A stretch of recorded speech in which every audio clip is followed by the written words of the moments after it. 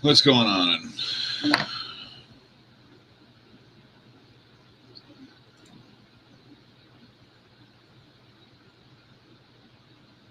I'm not expecting a whole lot of people to join. It's 10 o'clock on a Saturday morning. Most people are either working, recovering, or out flying, hopefully. I know the guys up in Dallas are flying today. I think the guys up at Temple are flying today. So I need to get some stuff designed. This is a filament dryer cabinet I've been working on. I actually already have all these parts printed and fitted. Don't ask me why I'm designing my wood parts before I cut them and build my cabinet over behind me. But let's go ahead and get out of that one. Let's go into Mutiny. Okay. So I need to design some arm guards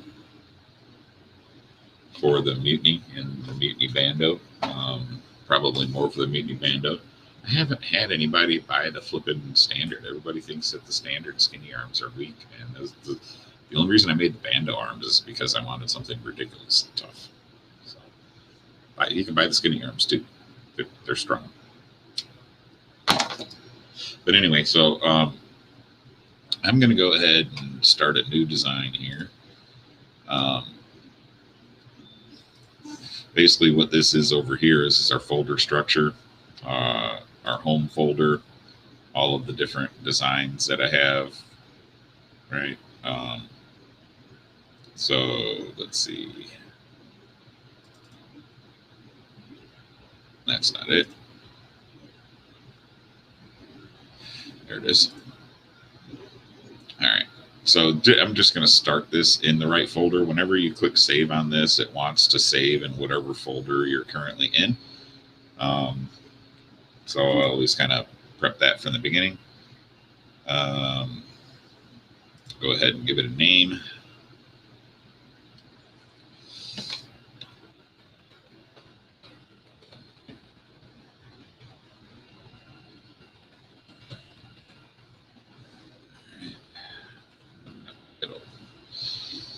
I won't have to do that later.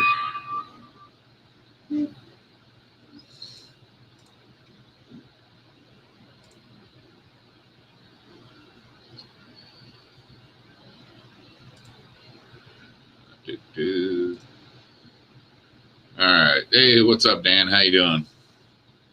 Hey, if you're bored, I'll send you a link and you can jump on and chat. Let's see. Let's go ahead and get the arms in here. So, oops. Insert DXF. There. I want to do the arm.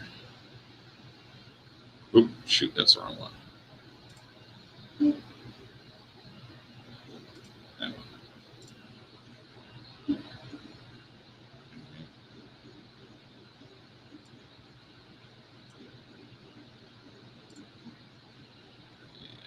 Let's go ahead and insert the drawing for the next arm, which is the Bando arm.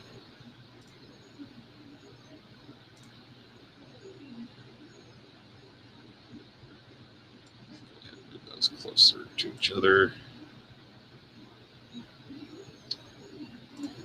Okay. And last one. So this one here, I haven't heard any problems with the 3-hole arm, although I have had people complain without trying them about 3-hole arms in general. So I went ahead and I kind of split this down the middle and did a mirror copy and just turned it into a 4-hole arm.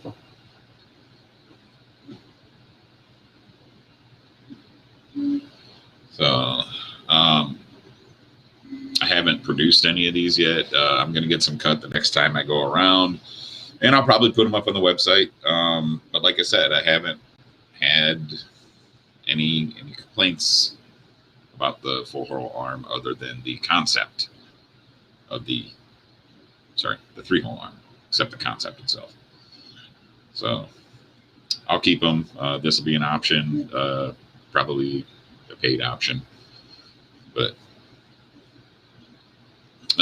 so once I get these down, I'm going to go ahead and make them physical objects. So this is just a sketch on a surface plane. If I rotate my plane, you can see it's just a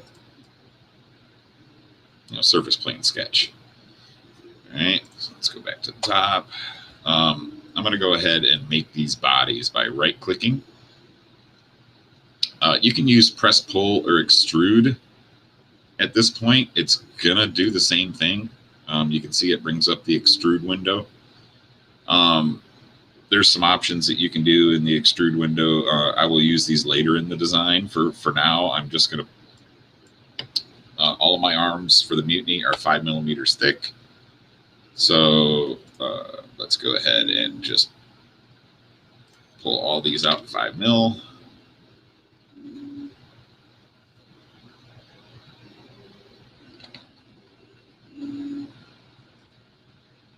That wasn't 5 mil. So that second one, I must have fat fingered a number, so you can just go back and edit the feature. You see I put 52 instead of 5 in there. Easy enough to fix. All right, so they all should be 5 mils thick, and they are.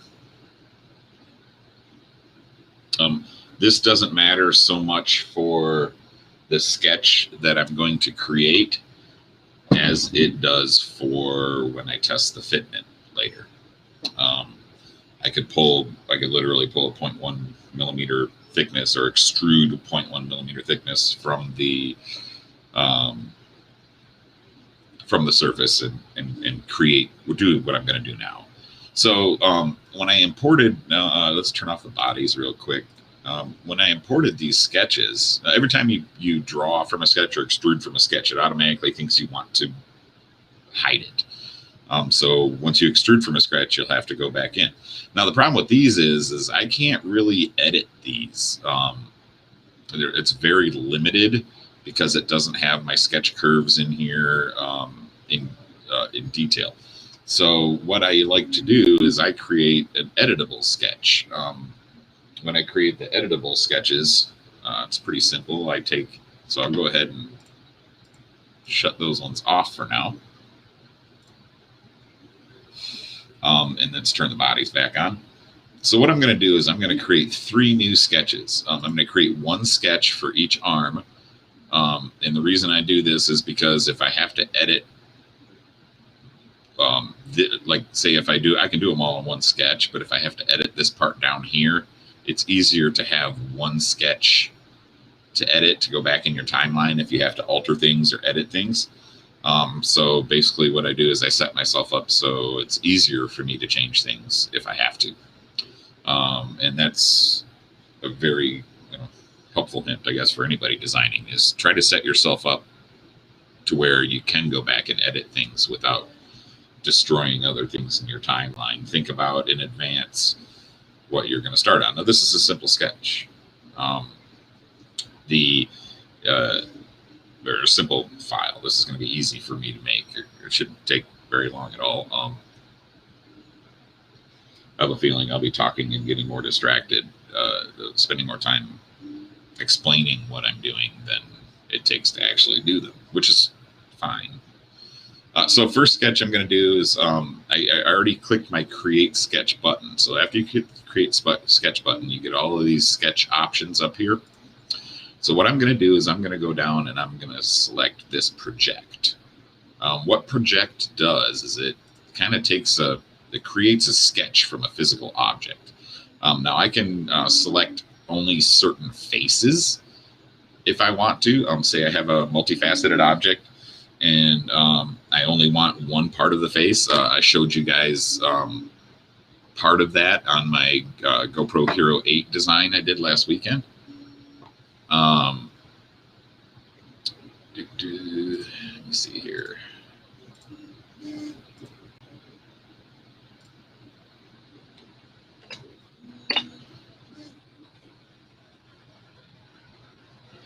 So,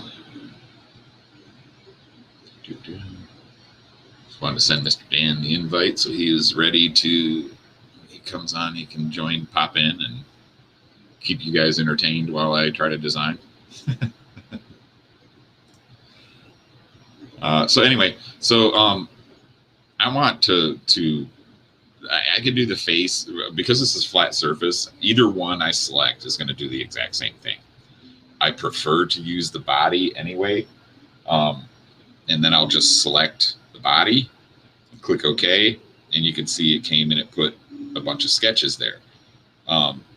So that is my sketch. It's got all of my curves, all of my dimensions.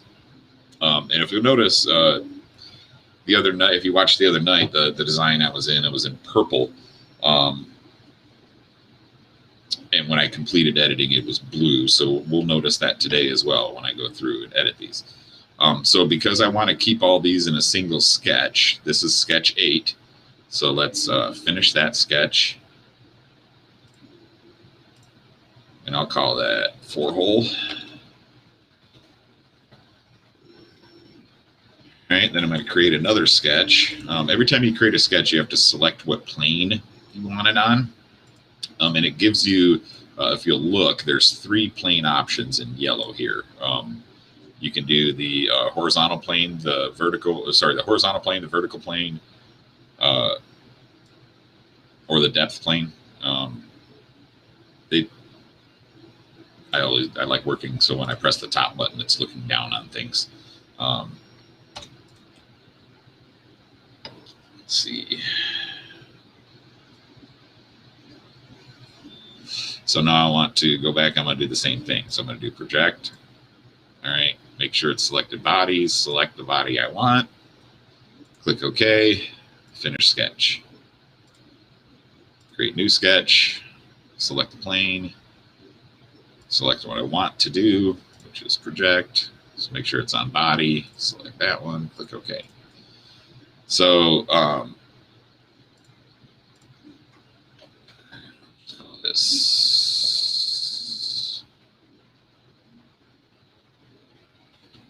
3-hole.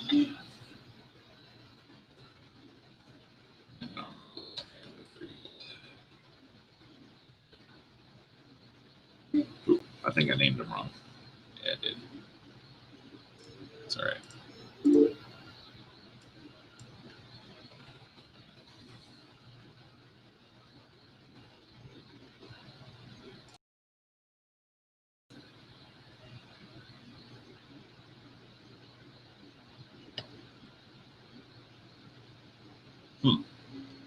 I see a name, Renegade FPV. I don't see a camera yet.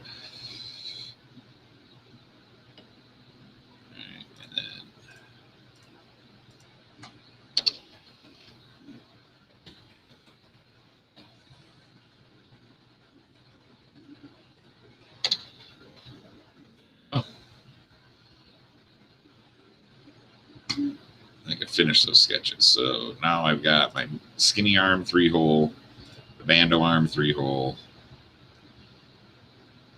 and the fat 4-hole arm. So at this point, I can turn off the bodies because I don't need those there anymore. And let me go ahead and turn off. I'm going to work on one sketch at a time because the bando is the most purchased one. I will do this one first.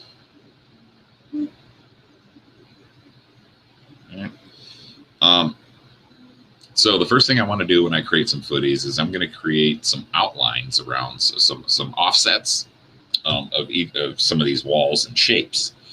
Now, before I do that, I don't need to use the whole arm. So I'm only going to use this portion of the arm for the footy. So I'm going to go ahead and delete that line and that line, and then I'm going to double click and delete that whole set. All right. The reason I left this line is because I haven't joined this area yet. So what I'm going to do is I'll go back and I'll right click on this, and I can re-edit that sketch after I've created it. Now I can edit in the modeling plane. I can't add things to it, but I can delete lines like you saw me do. So I'm going to create a 90-degree line that goes just straight across the arm to enclose that area so I can use it. And Mr. Dan's here. What's up, Mr. Dan? How you doing?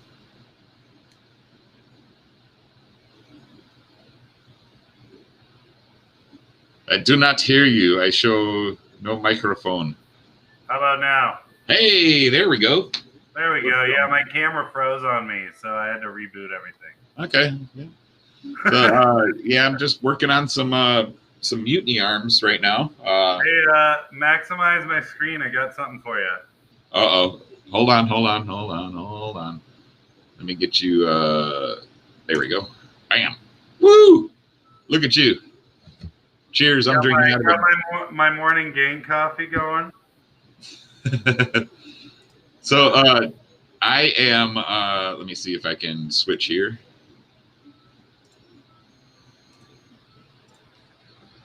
I are also drinking from my Gank steel mug. Where'd you go? I am filled with apple cider because I do not drink coffee. I think I'm still maximized. Oh, yeah. How's that? There we go.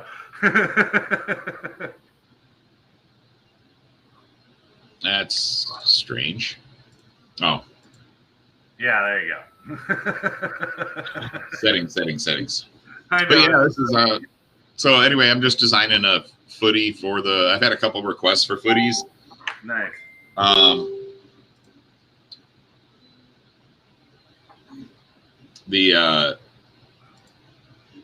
Sorry, my buddy Hootie hit me up from Canada. Nice. Hootie man. Freaking dog hair all over my shirt and shit. Guess I could have put on one of my new Gank shirts. I got my Gank Multirotors hoodies that I ordered for the kids. I got a bunch of the t-shirts and stuff that came in yesterday, and I brought one over and dropped it off at Jeff Hardy's place. I have Jeff Peacock's, and I have that one that Travis Hansen won on our stream a couple weeks back. So we got some shirts now, man, and I got that new optimized drone one. So I'm good with that. All right, so back to the design screen. So, so what I'm going to do now is, now that I've got the foot closed off, this is the area that I want to design the mount for. I'm going to go ahead and create some offsets. I have found that now, granted, keep in mind I opened the sketch pane. I'm editing this sketch over here. Now I found I just double click the whole line. You can select individual parts of a line and then use your control button to select only certain spots. If I'm doing a whole section, I'll just double click it. So this one here, I found that if I put the edge of the mount exactly where the arm is, that it doesn't quite fit right. I don't know if that's got to do with the printing or just the fact that zero gap is zero gap. So I put a 0.5 millimeter offset, and this is where I'm going to start my mount. So that mount is going to be, it's going to fit tight around that arm, but it's still going to be a 0.5 millimeter on there, so the arm guard can close completely around the arm. All right. And then I'm going to go ahead and I'm going to click the same line again. I'm going to do multiple offsets on this same line. Because my arm guards, I usually keep around 2 millimeters to 3 millimeters thick. This one here, because it's a mutiny and because it's a bando version and people are probably going to be beating the crap out of it, I'm going to go ahead and I'm going to create an offset that is 2.5 millimeters. So meaning I've got 0.5 millimeters here, and then I'll have 2 millimeters of arm guard. Let's go ahead and make it 3. So let's go ahead and have 2.5 millimeters of TPU cushion for the outer edge. All right. Now I also I'm going to create another offset. Now this offset here is going to go on the inside, and I'm going to go let's go 3 millimeters into the arm. You'll see the 3 millimeter lined up here. So it's going outside. So I can either put a negative there and it will go inside, or I can just click this little flip button and it automatically flips from positive to negative. See, I know nothing about this stuff, so I'm learning.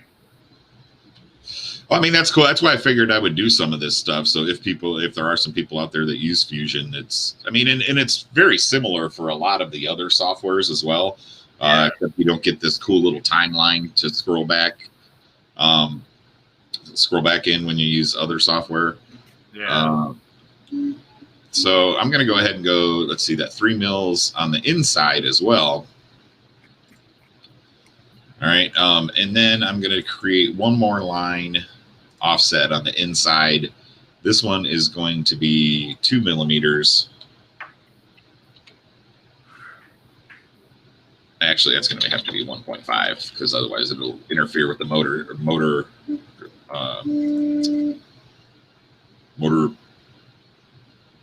tabs on the bottom of the motor. So this is going to be for the top line. All right. So, and then I always do offsets of my screw holes, and I'll do those at 2 millimeters. Just to make sure I've got plenty. I do not like to put screws through TPU because TPU is too mushy, in my opinion. A couple times I have done through TPU, I have used flat washers to help even out the load because it'll tear. So I'm going to put a 2 millimeter offset around each of my screw holes.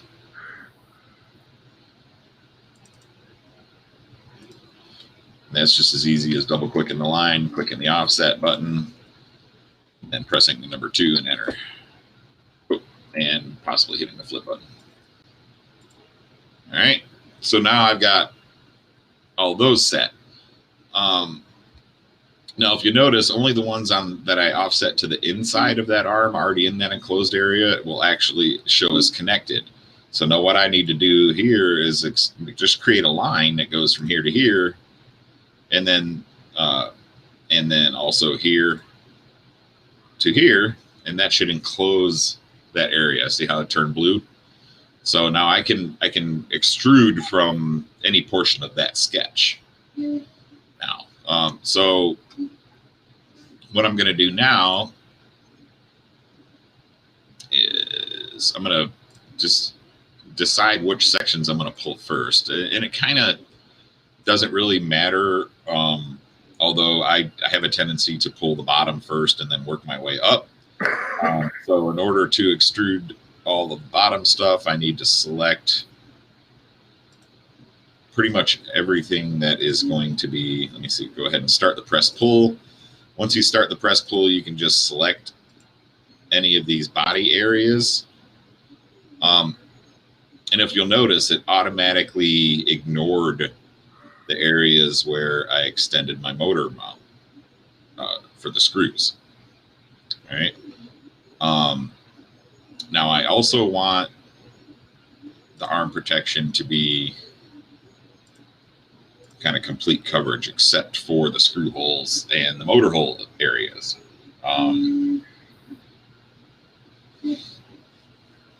So I'm going to do I'm going to go ahead and make this 2 millimeters. And I'm going to do minus 2 millimeters because that'll put it below the surface of the plane. And I'm going to click OK. Now, one of the things I noticed is I don't like that I have 0 gap here around that center hole. So I'm going to edit this sketch. So I can turn it back on again.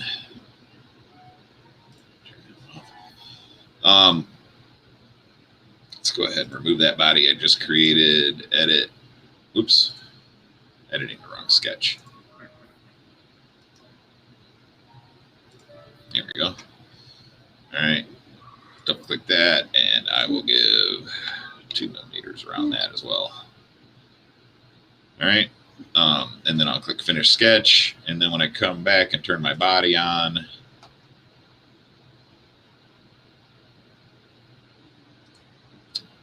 just have to edit that feature and deselect those 3.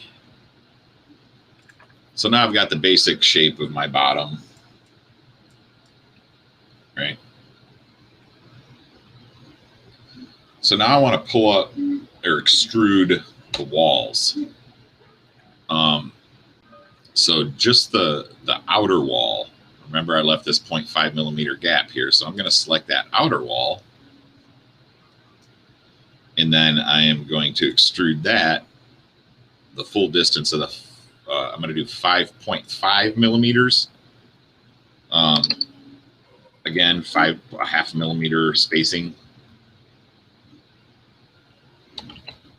All right. And as you can kind of see here, the highlighted surface that I'm pulling and then the block that I'm creating is, the highlighted surface is labeled as blue. The block that I'm creating is showing up in gray. All right. Now, let's see. And the operation that I wanted to do, I could have it create a new body, but because I'm going to end up joining it later, I'm going to go ahead and do the join operation right now.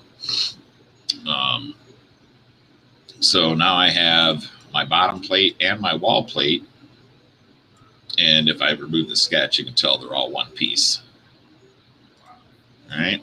So the next thing I want to do, let's get back on top here.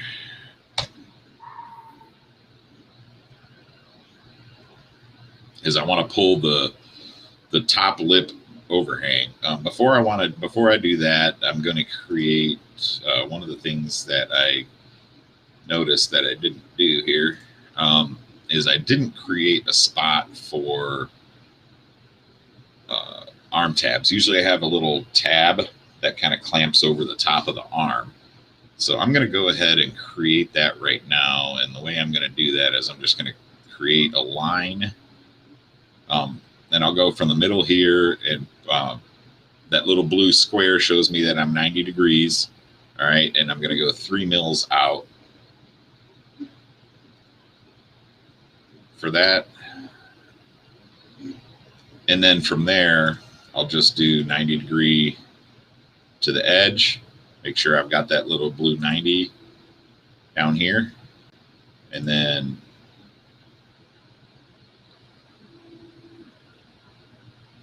that 90 to that edge. And that just gives me a 3 millimeter wide section to extrude for the top when I do the top. So I can go ahead and finish that sketch and then double check to make sure. Sometimes when you edit the sketch in areas that you have previously extruded, you want to go back and check them to make sure that those areas still extruded properly, because when you edit the sketch, it edits it back in the timeline. So that looks okay. So now I'm going to go back to the top, and I'm going to get rid of this body real quick because it makes it easier to select the lines that I want to extrude. So let's go ahead and start my press pull. Now for the top. What's that? Nothing. I'm talking to Angelica. Oh, tell her Matt says hello. Angelica, Matt says hi. Please go back in there, okay? Good girl. All right.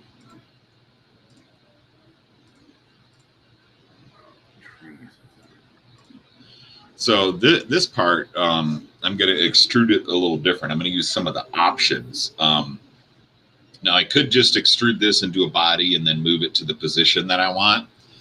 But I can. It's really nice to be able to do things with all in one operation. So if you notice, if I extrude now, it's going to extrude from here, right? So what I want to do is I'm going to do from an offset plane, and I want my offset plane to be that 5.5 millimeters that I extruded previously for the wall section. And then I want that to be 2 millimeters thick. So what that does is it basically starts the extrusion of this top part at 5 millimeters above that plane. And you can see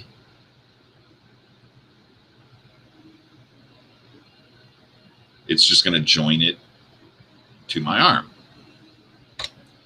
So I can go ahead and click OK because that's what I want to do. Let's turn off this sketch so I can get rid of some of those confusing lines.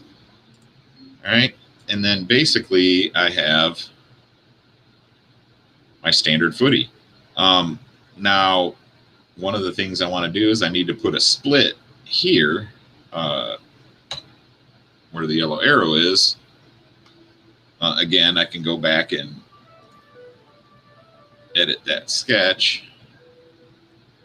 And then what I'll do is I'll just do an offset for 1.5 millimeters on either side of that line.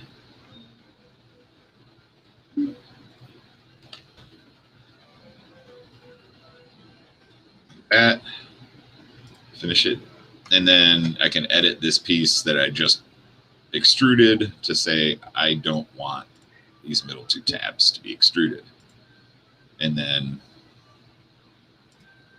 I have a nice little locking tab that does not connect, so we can slip it over the arm. Cool. All right, now is where I go clean up sharp edges. So basically anything that has a really sharp edge, which is any hard to find edge, I'm going to go ahead and fillet that. So by clicking on the edge, I can either hit right click and fillet. Fillet is a round edge. It's kind of like running a router over it. A chamfer is a flat edge. So I want a rounded edge. So I'm going to select fillet. If you'll notice, there's a small F here, meaning that if you just click the line and then the F key, your fillet will come up. And what I want to do is it's not automatically selecting my tangent chain, so I need to go through and select these. So what I want to do is I want to get as much of this rounded at once as I possibly can. Let's go ahead and leave those flat for now. And I'm just going to do just a 0.5 millimeter rounding on these edges. And simply because if I go, let's see if I can get to rotate right on the end. If I go too deep, like if I go to a 1, I mean, I could do a 1. And actually, I am going to do a 1 on that top. But you don't want to go too deep. If you go too deep on the fillet, it starts cutting into your corner strength. All right. And keep in mind, although this does look gigantic on the screen, 1 millimeter is still a very tiny amount. So let's see here. I want to do that just for a second.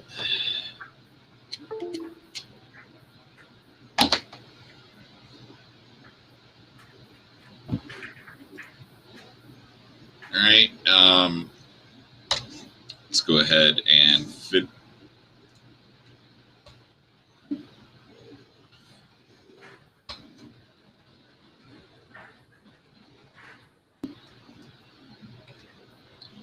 That's weird. There it goes.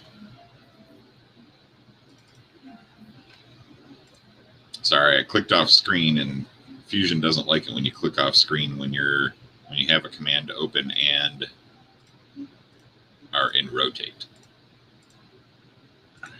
orbit mode. All right, again, let's go ahead and do that. 1 millimeter. All right, and basically that rounds it out, makes it look like a much cleaner print, in my opinion. The sharp edges, I'm not a fan. I will leave a sharper edge on the bottom, but I'm going to do a 0.5 mil fillet on the bottom edge. But it'll be mainly flat.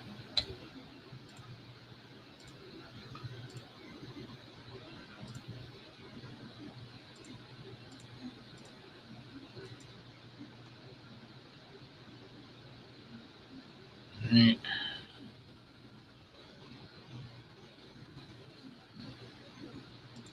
Let's go ahead and get back up top. All right. Now I want to select some of these sharp edges on the inside. And basically I'm just going to, not that one, that one, that one. Just going to kind of rotate around on the angles and select all these edges.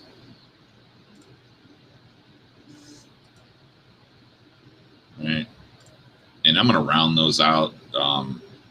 No set number. I'm just going to kind of start off with a 0.5 millimeter and see how it rounds it. And then I'll just kind of increase until it looks okay, until I feel like it's got enough room. That's 1.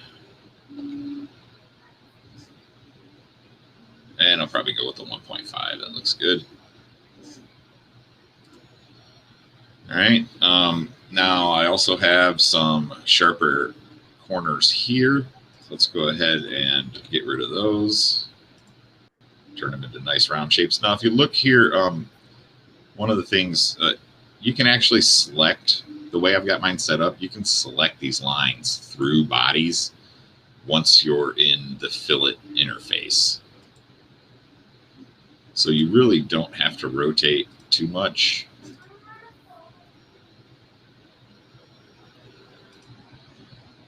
And make sure I've got them all selected. And then I'm going to do the same thing here, where I'm going to go start off with a 0.5 cut and see where it pulls them back to, if at all. 0.5 is not a whole lot. Let's go ahead and go 1.5. And maybe just 1. So I want some kind of definition to the corners.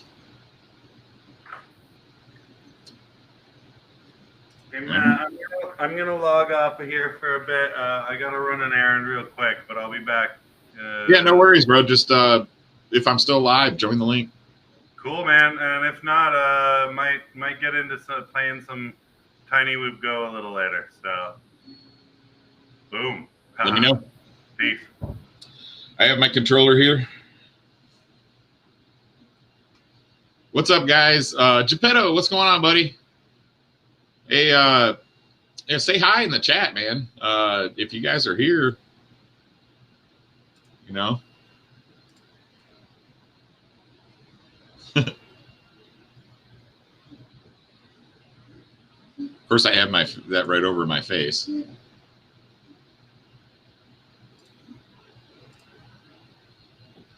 So now I'm just going to go through and clean up some of the outer stuff.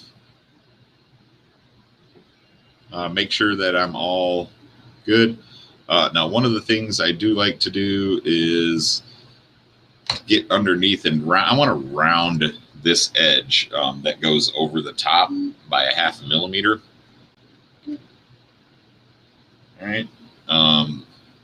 And the reason I do that is just it makes it easier to slip over the arm.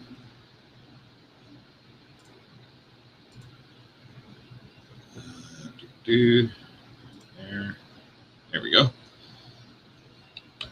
Sometimes it doesn't like to give me what I want, but looks like it's letting me that time. Perfect. All right, so I have the bottom rounded there.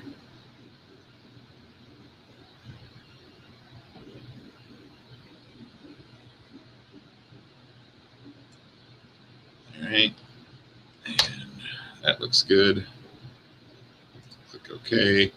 Now I just want to clean up the sharp edges on the opening here. That one should be pretty simple.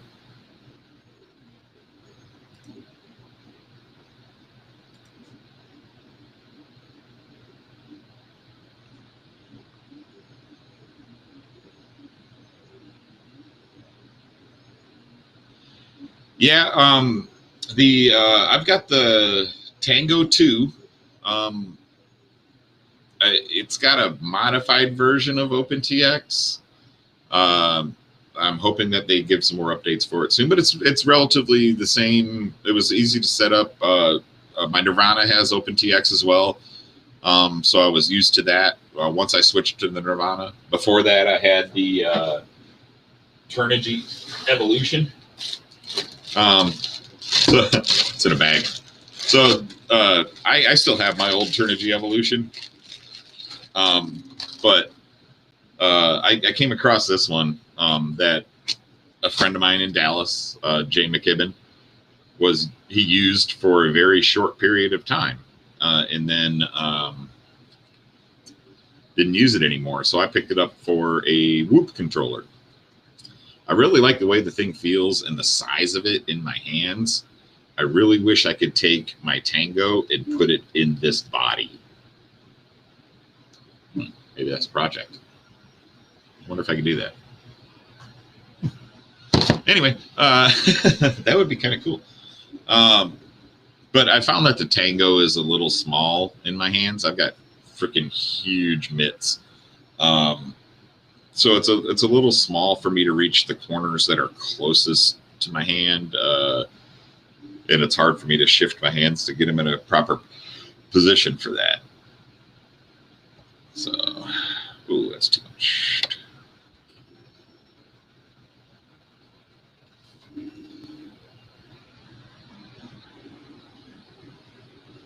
And then I noticed when I did my undercut one that I did not include these corners, which I should have.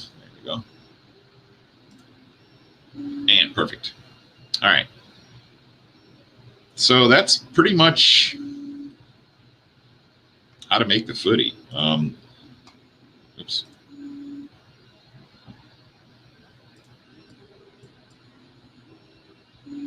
I won't do much else to it there.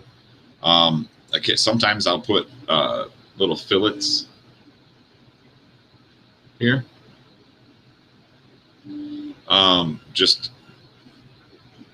I think I'm gonna leave it though, because that's where, I mean, it's just where the motor screws go through. So that one,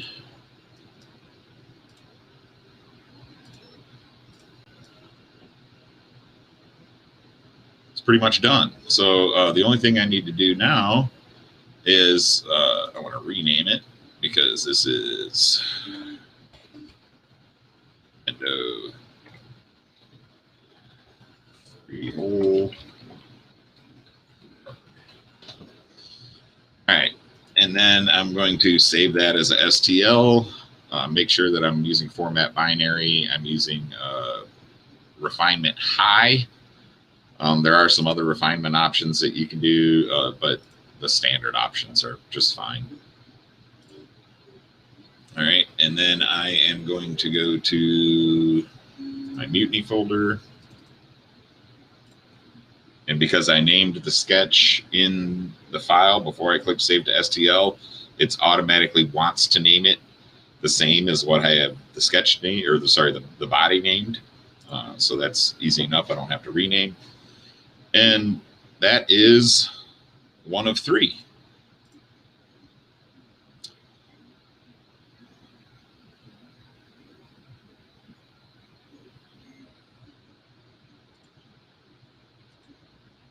right. So now I look for my fitment. Let me change the appearance here. So usually when you're designing, everything comes out gray. And if you right click on the body and you click appearance, you can go down to other, and I can select carbon fiber and then add that to my design, and then drag that over and color my arms carbon fiber. Okay. Go ahead and do that to all of them right now. All right. The other thing I can do is I can take that gray and I can go to plastic.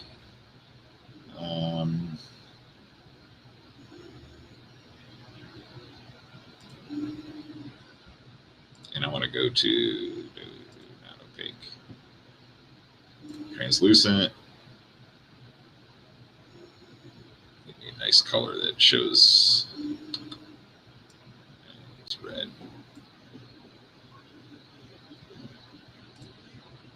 All right, and then that way when I kind of rotate around it, I can see my arm guard, or my arm actually in the arm guard. It looks like I've got plenty of room for the screws on the bottom without having to mush the TPU. And it looks like I've got room on the top here to slip it on. So, all right, so let's go ahead and turn off that guard and that body. And I'm going to do the same thing here with this one. I will turn on the sketch for the Mutiny 3-hole.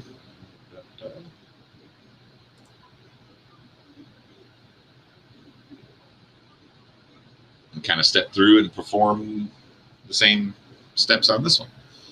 All right. I might go a little bit faster on this one. I should anyway.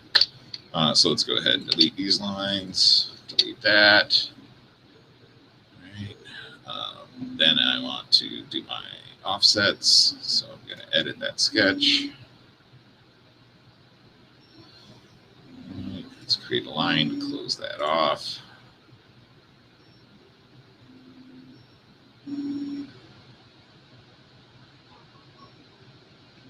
Let's do it the other way.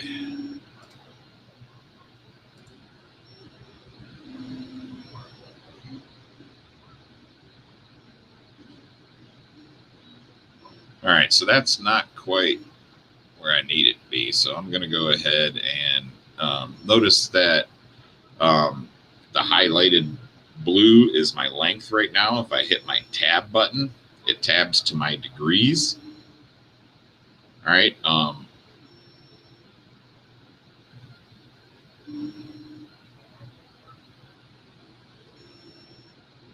I want that to be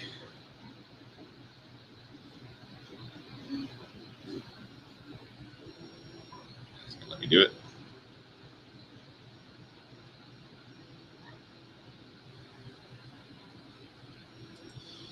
So I made sure that that was 90 degrees, and now I can just kind of extend that. Let's see how they don't meet up.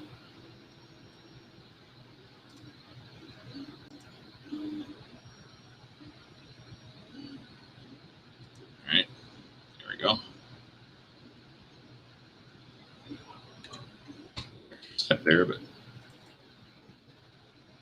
all right, offset. We'll do our 0.5 millimeters first and make sure it's on the correct side. All right, click again, offset. This one's going to go 3 millimeters outside. All right, and then offset again. This one's going to go 1.5 millimeters inside.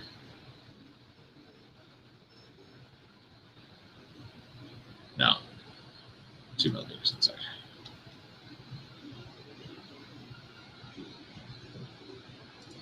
And then one more. And that one will be 3.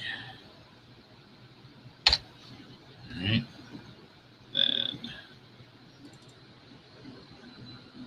offset 2.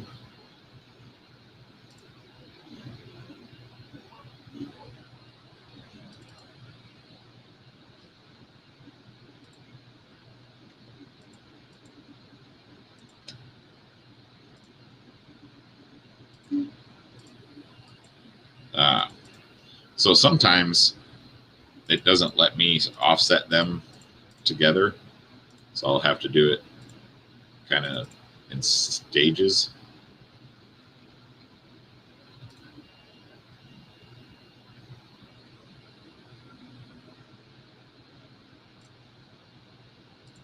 And then just click on it to make sure that it's selectable, to make sure it closed the loop, because sometimes when it's like that, when they're like that, if you go large on the offset, when you have to offset 2 separate sets of lines, even if they're connected, sometimes when it offsets, they leave a little separation, which can cause problems with trying to extrude from that, or selecting what you want to extrude and what you don't. All right.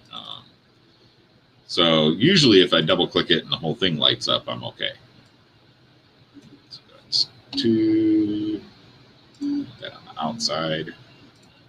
And 1 more. So 2 outside. Okay. All right. Now I've got to close in my outers, my outer edges. And I'll just create a line to box those in. Once I create the line on the other side,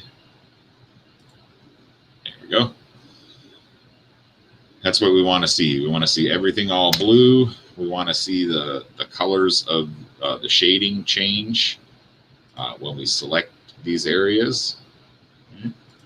Now we may find, because there's a lot of sketches that are together, occasionally there is one set that has an opening to another set. Looks like we're okay. We'll just go ahead and start working. And if we come across a gap, we will fix it. All right, so let's go ahead and extrude our bottom. And to extrude the bottom, we want to extrude pretty much everything. Oops. Except our gaps around our motor holes and our center holes here. So let's make sure I've got everything all selected there. Looks like we're good. And I am going to pull from the profile plane, but I'm going to go -2 like I did on the last one. Going, oh, not -20. -2 like I did in the last one. And what that does, it pulls below the profile plane. But it also still, like, here, let me click OK. It pulls below the profile plane. And again, when you extrude from a profile, it always thinks that you want to, you're done with that sketch for now, and you just don't want to see it. All right. It helps sometimes, but other times it's not helpful. Now, if this was on top of the line, I wouldn't be able to select these surfaces from the sketch still, because the body would be in the way, and I would have to turn off the body visibility over here on the left to be able to extrude from it. So part of the reason I went down. The other part is because I lined the arm that I made the sketch from already on that 0 plane. The bottom's lined up with that 0 plane.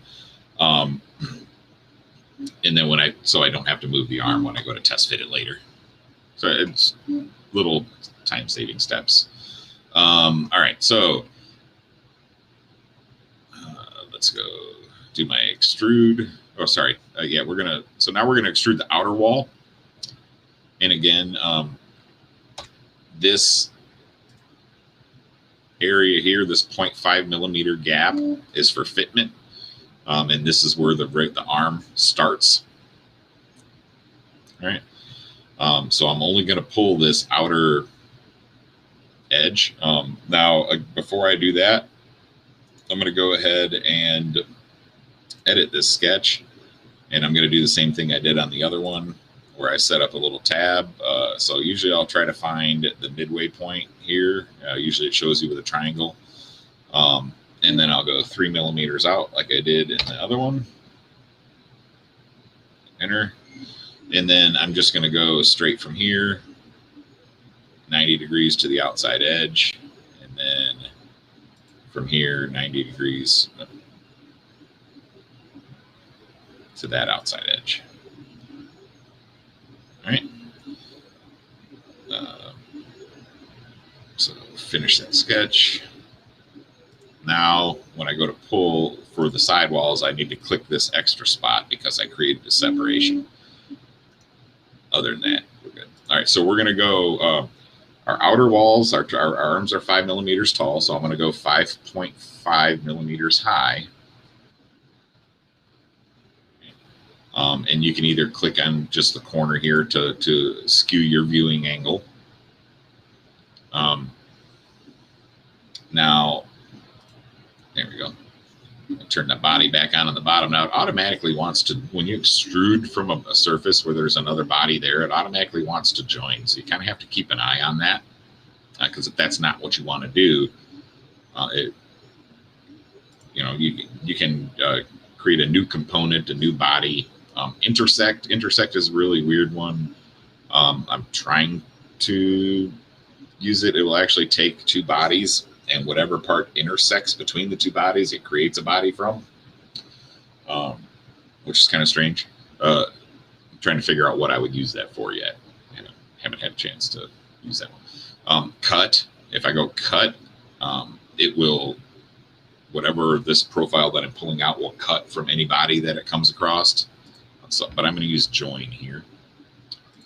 All right. And then I will just turn off my sketch real quick to make sure that it shows as one body.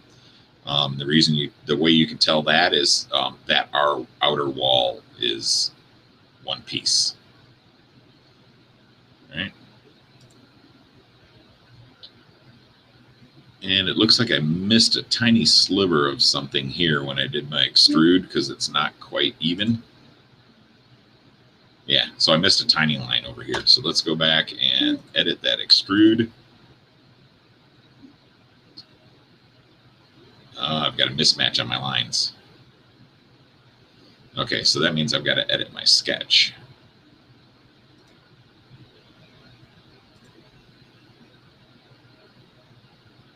All right. So I'm just going to go straight from there. Parallel. See the two little blue lines in the middle? They're kind of like two little angled hash marks. That tells me that I'm parallel to the line that's next to it. All right. Now, because I'm going to connect this on the edge, if I move my crosshairs over and touch that edge, it should give me a no parallel. All right, and then I need to click my line again. I want to go from here to there. And that filled in that little block. All right, finish the sketch, and then I can go back and edit my extrude to include that little section. All right, and now, hopefully, oh, dang it. One more time. All right, so let's that. Did I mention design was a bunch of trial and error, or at least paying really close attention to make sure that you don't leave any little gaps like that? All right, so edit that one more time, pull that and that. Whoop, not that one.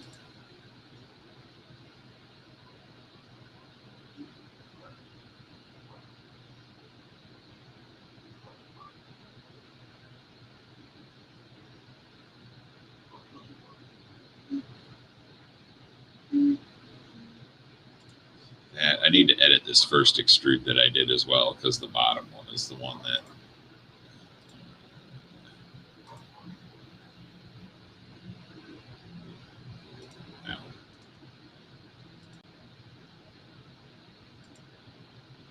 bottom needs needs it too.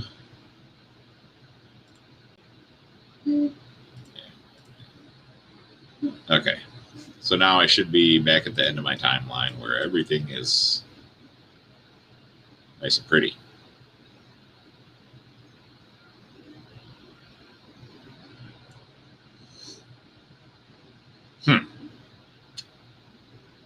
That still didn't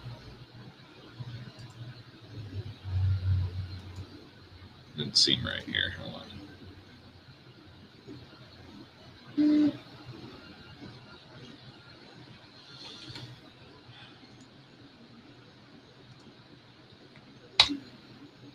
All right, one more edit to the sketch.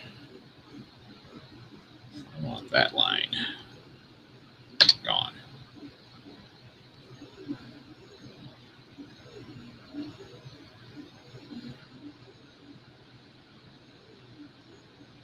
And that segment gone. Oop, no, I can't have that segment gone.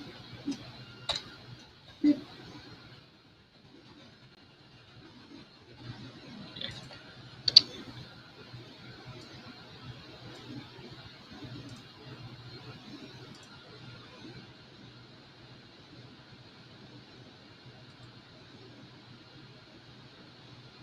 All right.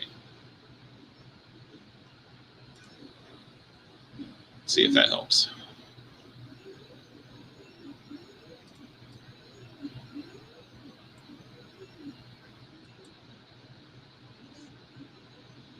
Looks like that one's going to be there. All right. Back to drawing here. If you have any questions about anything while I'm working, let me know. Also, if you guys pop into the stream, say hi in the chat.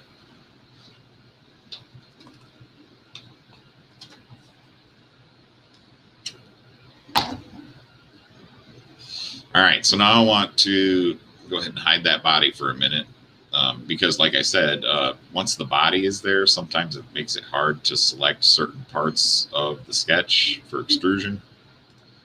So I'm going to pull my top section. All right, the top section is going to be everything all the way out to this to the inner edge. So let's go ahead and select all those. All right.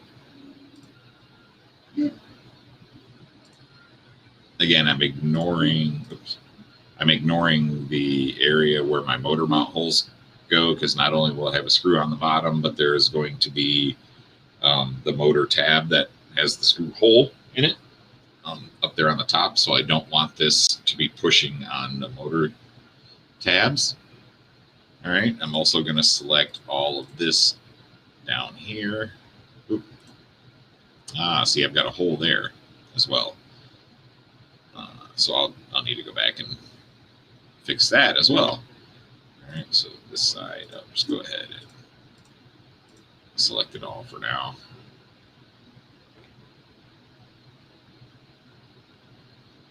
And that one, 2 mils on the top.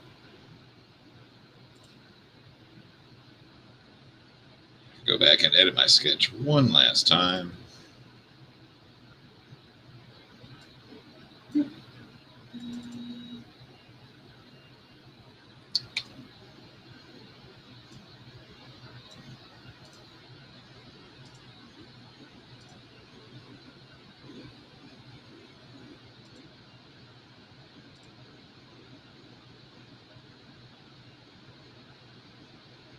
All right, that's good because it got rid of the dot in the middle, which means it shouldn't give me any weird separations or lines when I do my extrusion. Edit the extrusion to exclude. Oh, damn it. I forgot to put my gap here. Wow, I'm just all over the place today.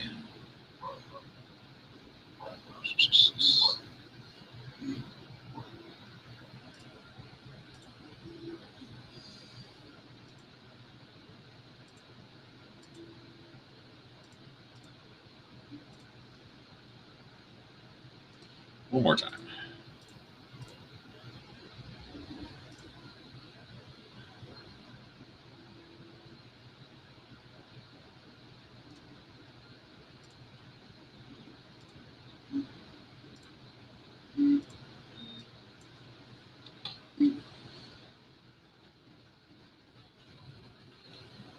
So now hopefully, okay. So I've got the two bodies here. Because I didn't have the lower half enabled when I extruded the top half, they're separate. Two ways I can fix that. I can either go into, I can do a modify combine operation, and then just select the two bodies and join them. Or I can go down here, hit edit feature, all right, and then select join here. The difference being, this one did not add a separate event on my timeline, whereas the combine operation would have. All right, so now I have my Bando skinny arm model. All right, and then there's my Bando arm. And you can see it's already in its spot. All right, so now I'm just going to go round up the corners like I did on the last one. Okay, so let's turn off the body. I don't need the sketches on for that. Go ahead and just run my fillets around the outer edges.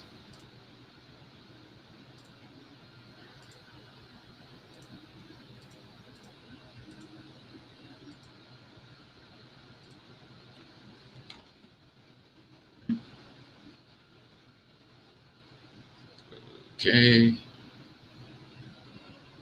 Oh, nope, I wanted a 1 mil on that one. That's right. 1 mil on the top, 0.5 on the bottom.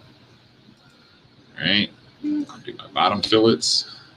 Again, you can, if you're careful, you can select the curves through the body. Sometimes it's a little painful. You just zoom in.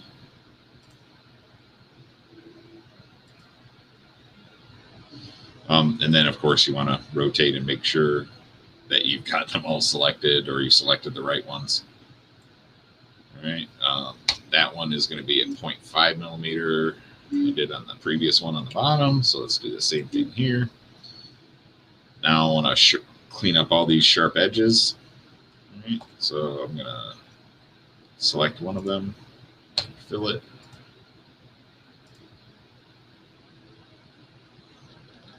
Let's go that way.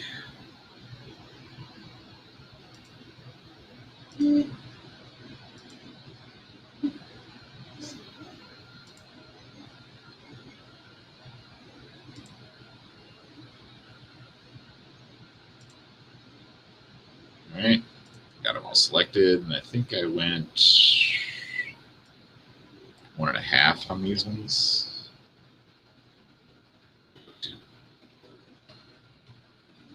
Oh, I did not go 2. Yeah, I did.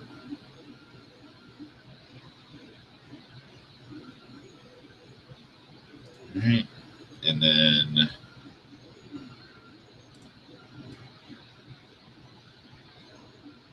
select my under edge here. Oh no, sorry, I got to do the these top corners first.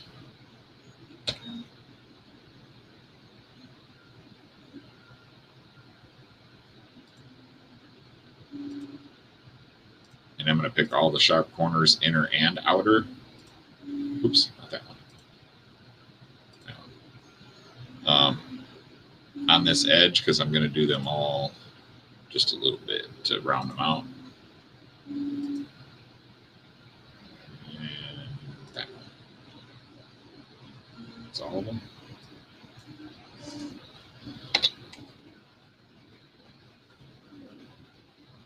if you look at the difference when I go,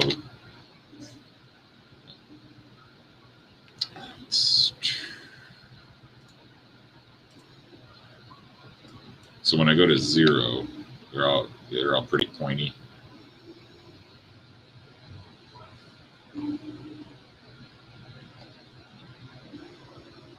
One.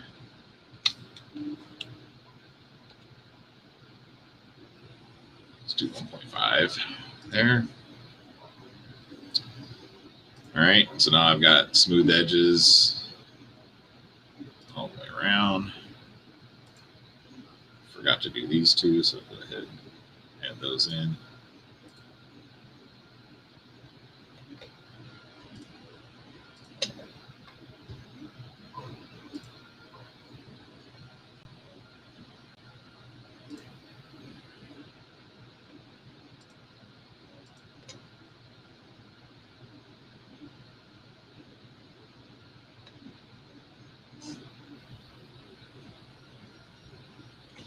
Let's do those ones separate,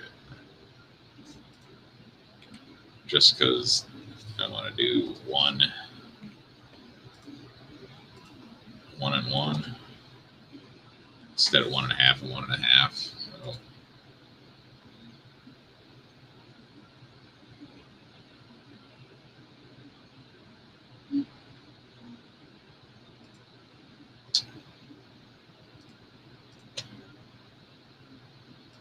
keep that one like that. All right. And now that's pretty much our footy shape. Again, I've only got one thing left to do, and that is to fillet this under edge.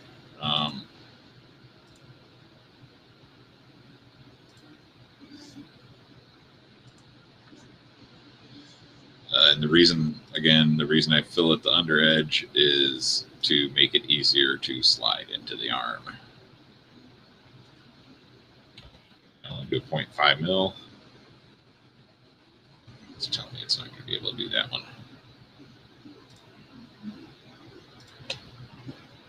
All right. And then this outer edge.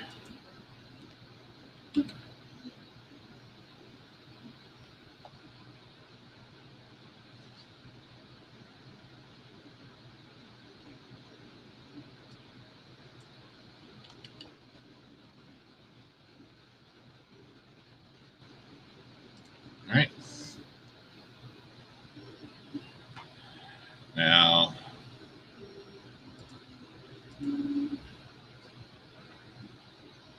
let's see.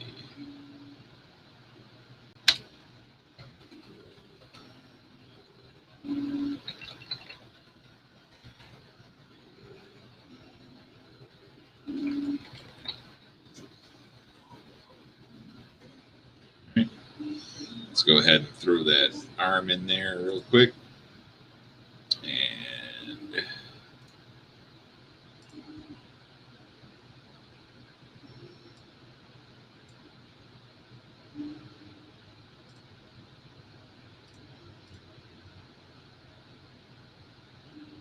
all right, so there is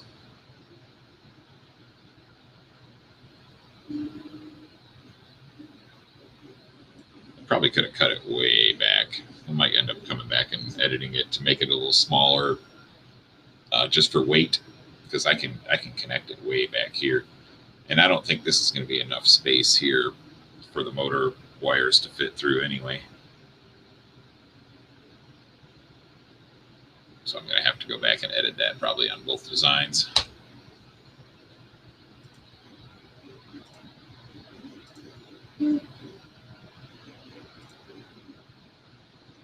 All right, so that one, the first attempt at the edit is done. So let's go ahead and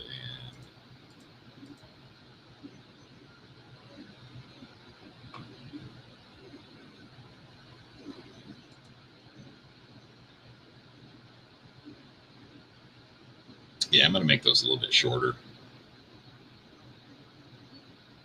Actually, I'm going to keep these, and then I'll edit some shorter ones in, or make some shorter ones as well. because this is going to be easier to grab on, or holds on really, it'll hold on really well.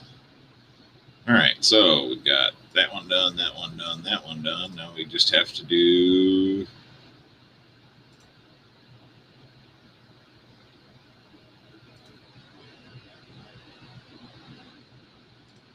4-hole arm. This will be a little easier, I think. Well, maybe.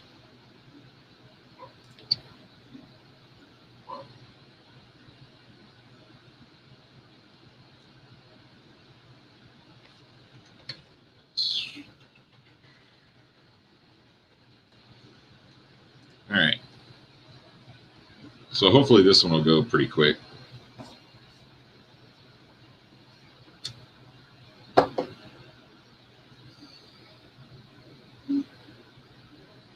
Let's go here. There.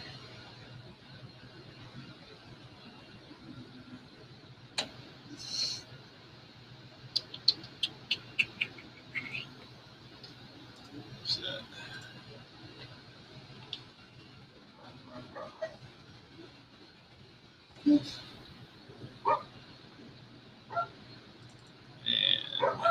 And then our inner offset.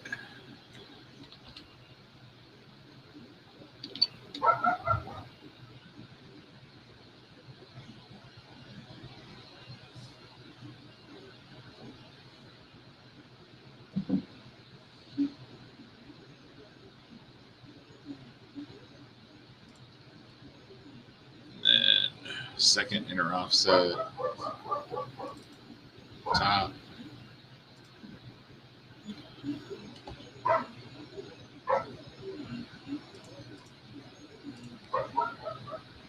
and then outside offset.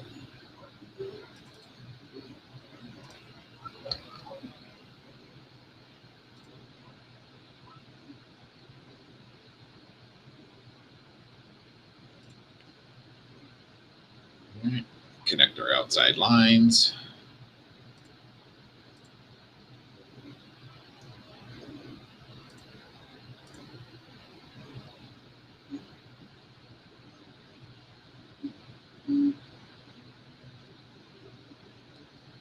All right, and in order to get, I want to bring this closer. I don't want this out as far. I'm going to go ahead and edit this one a little bit shorter to start with.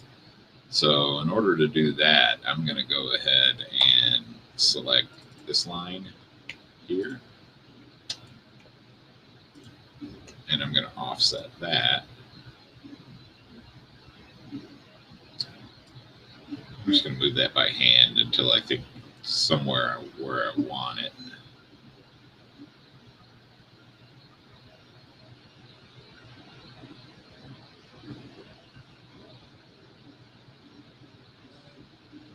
Probably around, let's say 7.5 number.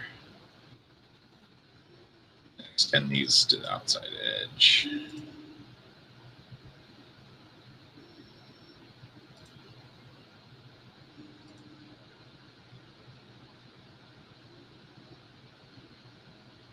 Right. And then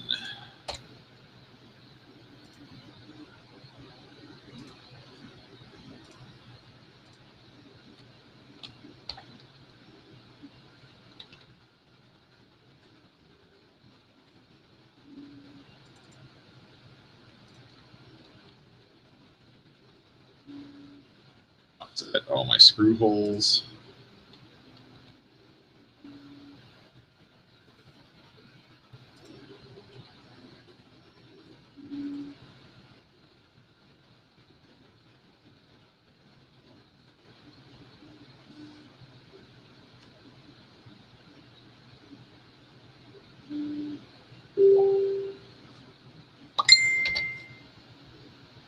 And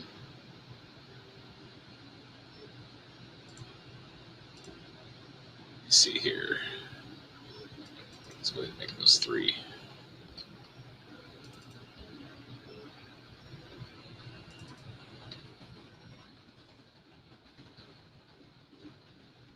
And another thing about, I probably didn't mention this, but if you click on a dimension that you've entered, double click it, it allows you to edit it.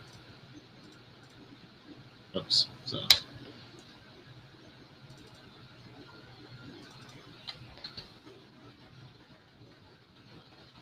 Okay.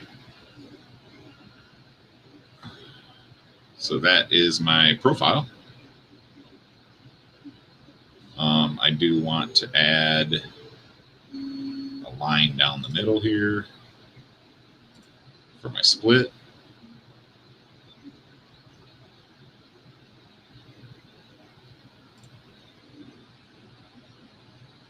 And then I'm going to offset that line.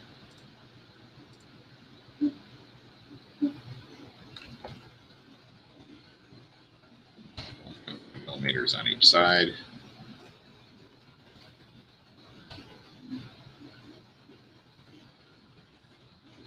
All right. So this one I should be set to go. Let's see here. Let's go ahead and start my extrude. This is for the bottom, so let's do everything.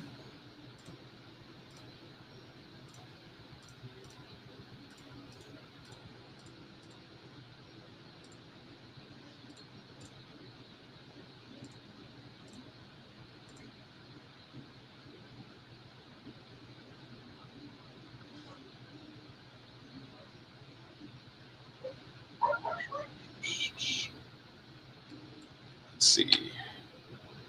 All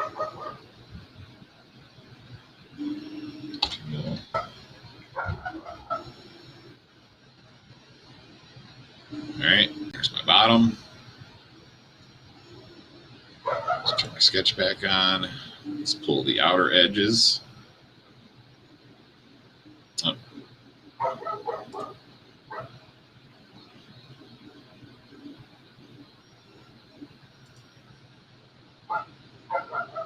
See what I meant about having a solid body and not being able to select the functions. So I'm going to go ahead and change that to a -2. Get that below the surface plane. And now I can select my outside edges again. All right, and those are going to go up 5.5 millimeters again. All right, and I want it to join to the bottom, so I leave it on the join operation. Click OK. Get rid of my sketch real quick.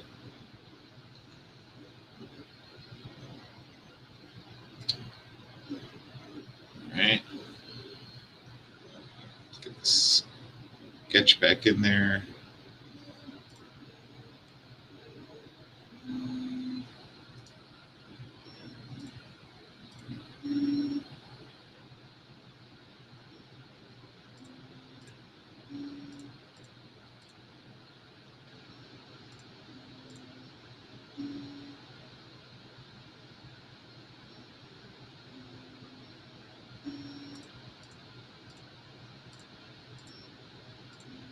All right.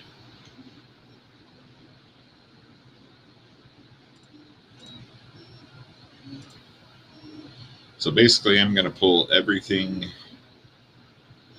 except that the top I want, it doesn't go stick in as far, right? So let's, and I need to do, so again, if I start pulling from here, it's going to think I want to cut because there's something already there, right? So I want to go start pulling or extruding from the top of that. So let me go from an offset plane. And I know that I extruded that 5.5 millimeters before. So having the offsets or this extrusion start at 5.5 millimeters above the surface plane actually starts on the top there, right? So it's and again, the join operation is going to make it so it is already complete. All right. Let's see. Now it's just a matter of going in and doing my round outs, rounding out my corners, rounding out these tabs on the inside.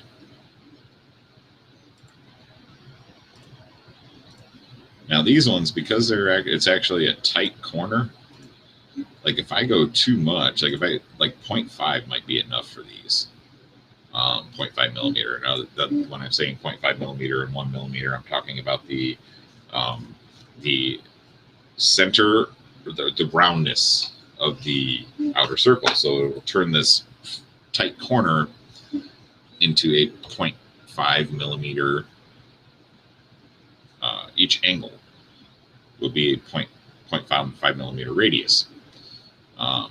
So I'm going to see, sometimes going too far will pull it way in. Like say if I was to go to a 2 millimeter, it cuts off the whole corner.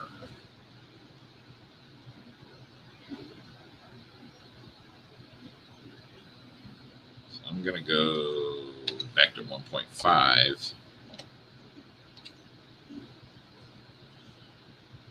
That looks pretty good there. So I'm going to leave that.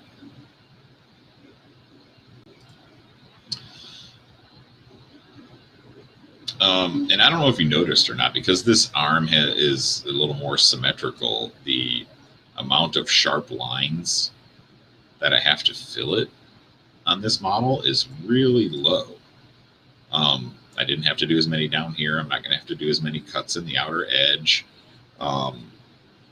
So this one should be done here pretty quick. Let's go ahead and do my outside edge. All right.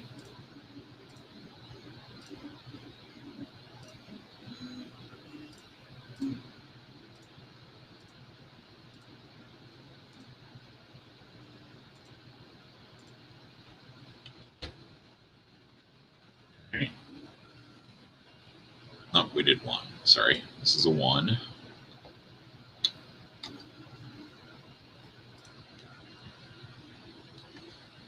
All right, bottom edge.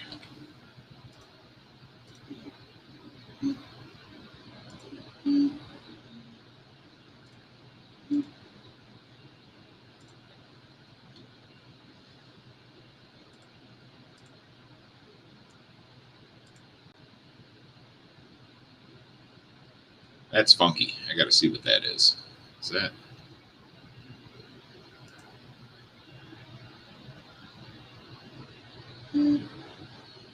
Yeah, I'll look at that later. Let's finish this.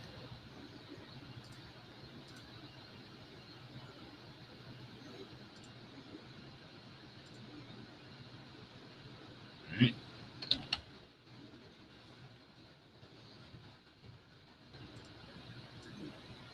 Five.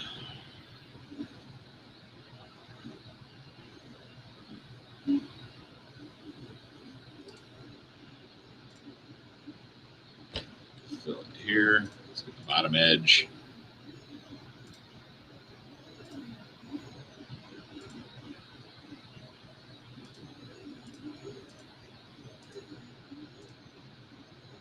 No.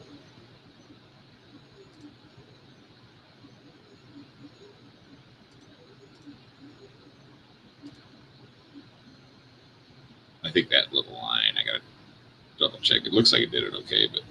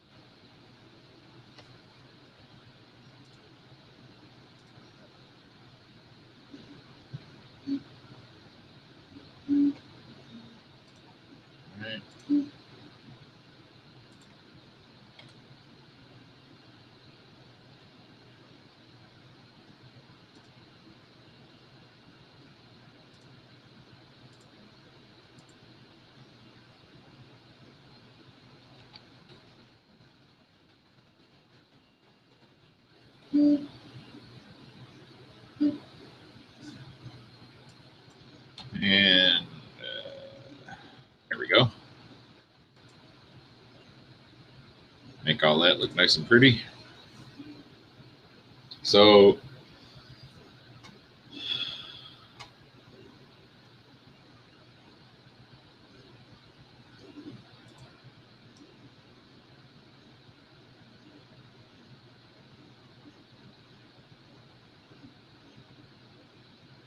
I think that's pretty much it for that one. Let's go ahead and turn on that arm.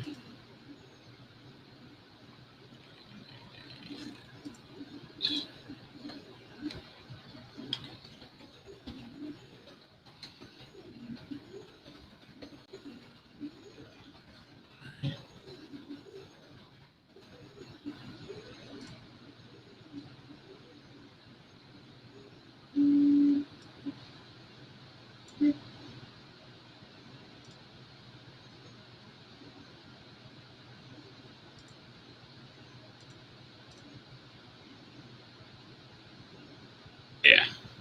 Okay. So let me go ahead and save that to STL.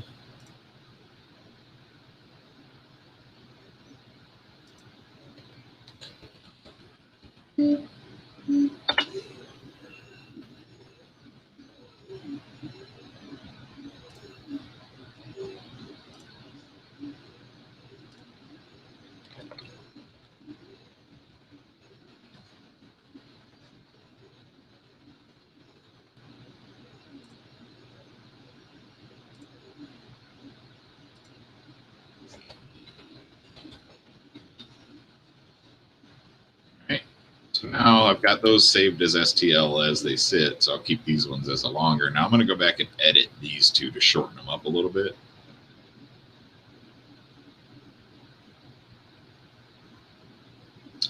So let's go back and edit some sketches.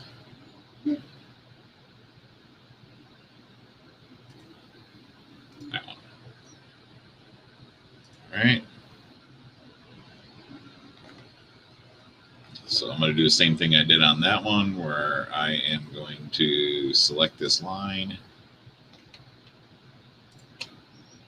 create an offset, and I'm going to kind of drag it up where I want it.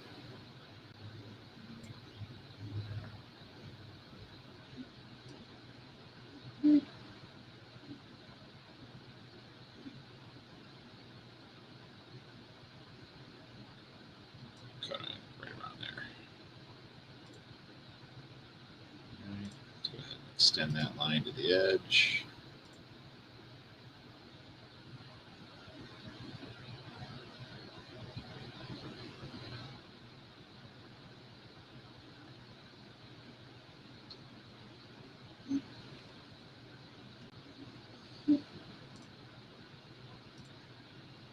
I can't offset an offset. I'm going to redo this one.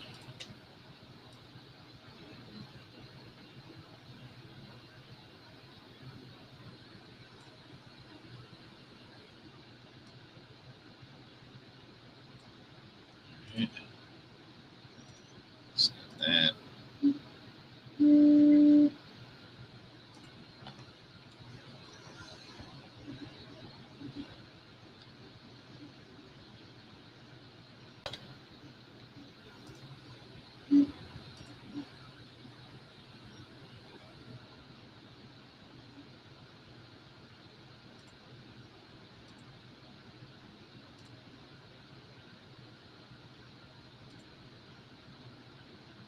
Here I'm just extending the gap lines.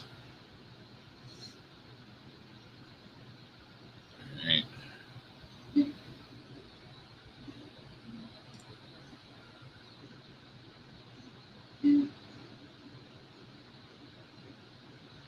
Edit that sketch. the same thing.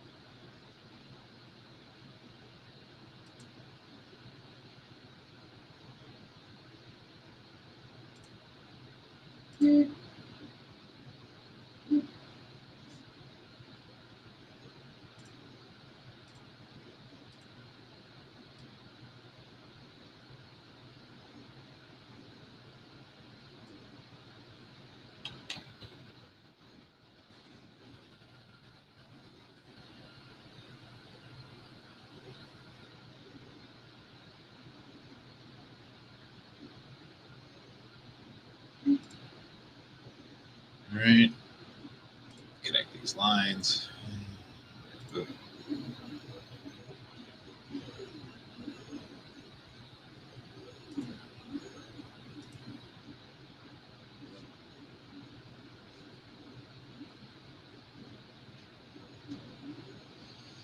All right.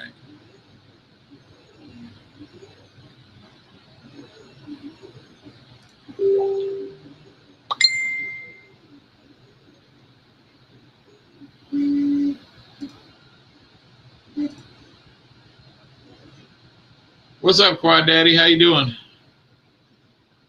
Just working on some arm guard mounts.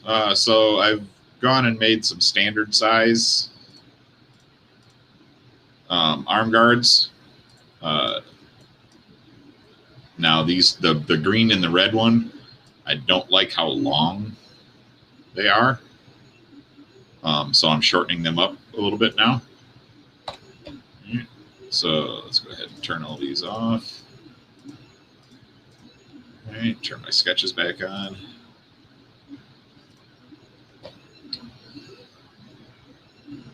And I don't need the 4-hole sketch. Let's go ahead and... So you can see I got a lot of offsets. Basically, I'm using offset. This is Fusion 360 by Autodesk. I've been using this for about 3 years now, so I've gotten fairly used to it. Let me go ahead and start extruding this. I'm going to make these should be really quick because I've already done a couple. All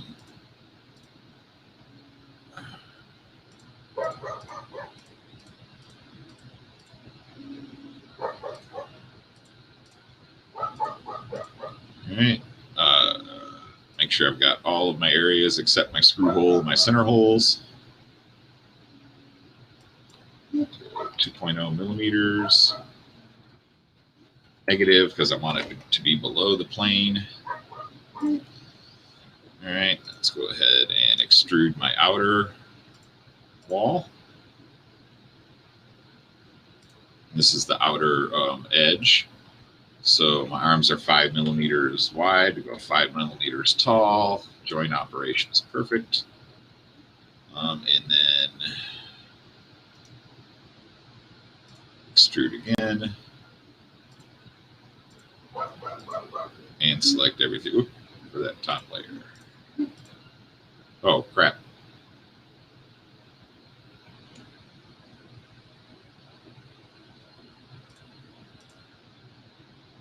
So what I did there was called a boo-boo. I forgot to hit joint. What is it doing? Oh, I know what I did. So offset plane, I need to go, my offset plane is going to be 5.5 because I want my extrusion to start not on the surface plane, but on the upper plane. And then I am going to select all of this. Let's go ahead and Change that to 0 for now so it doesn't pull anything. Or at least it shouldn't be. All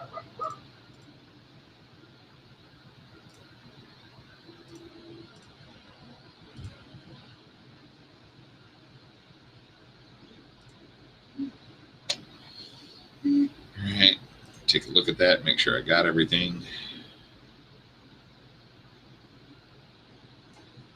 Okay, offset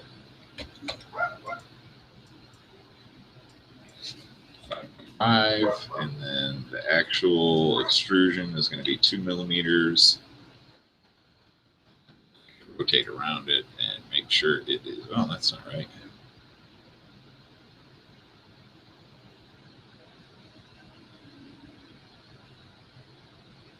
Something didn't go right from the previous extrusion. Let's see here. Like I didn't extrude enough. That's 5.5 from the surface plane.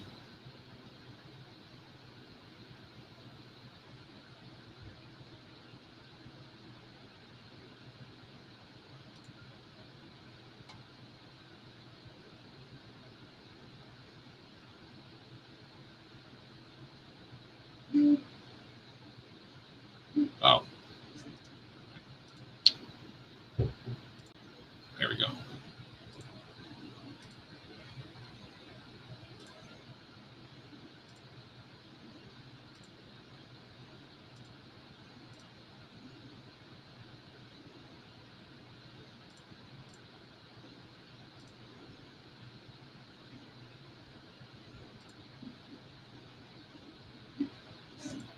All right. So let's walk around it and make sure that's kind of what I want. That's upside down.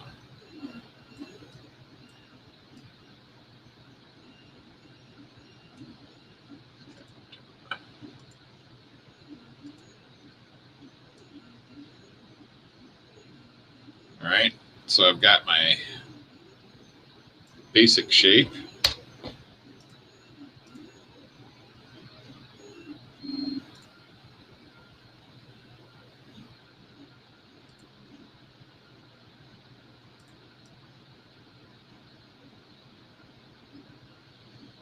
All right, so now all I got to do is start rounding off these corners with the fillet function.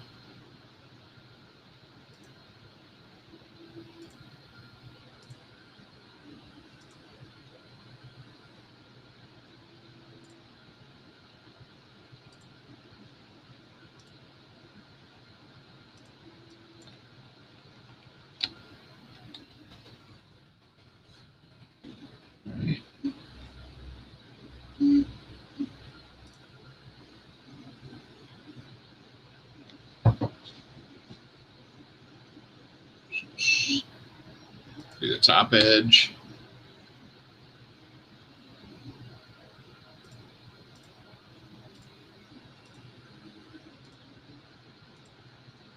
Top edge, I'll generally do a 1 millimeter fillet.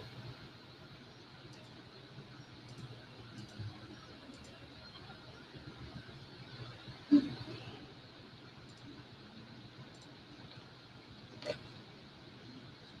right. Kind of rotate around it, make sure I didn't have any funky little stuff happen. All right.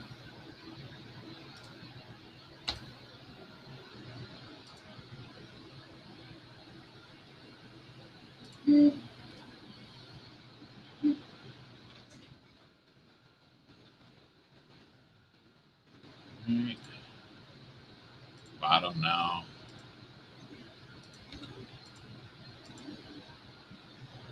Might help if I had tangent chain on. So when you're selecting edges, if you want to do a continuous edge, selecting tangent chain, this little option right here, will multi-select edges up to a certain angle.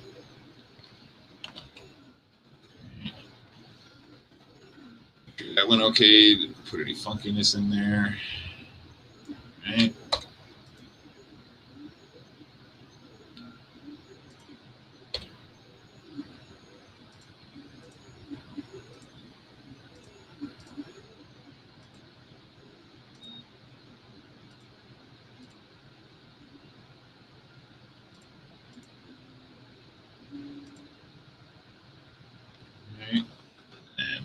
little 1/2 millimeter fillet down here on the bottom. That is just to make it easier to slip over the top of the arm when you're putting them on. These are friction fit. There's no, they're held on just by friction and the actual tightness of the fit. Because it's flexible, you just bend these 2 little tabs here over and slide it in, and it should hold itself in place fairly well. I've used this type of arm guard on most of my quads. Any quad that I have created arm guards for.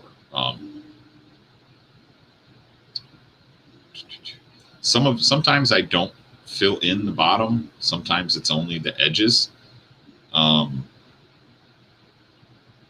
for the Mutiny, it's a little heavier. I'd like to give it more of a pad to sit on and make sure it stays on there pretty well. All right, so now I just got to do 2 more edges, or 2 more sets of edges here.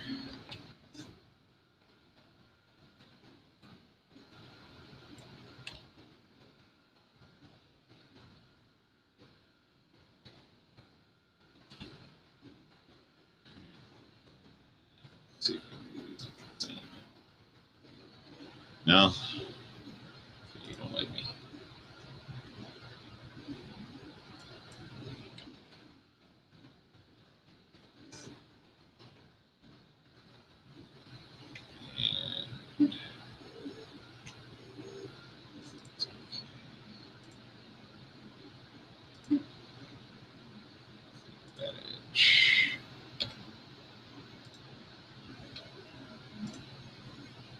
Sometimes the reason I had tangent chain turned off is sometimes when you select an edge, it selects everything that's connected to that edge. You don't want that. So in that case, I just kind of there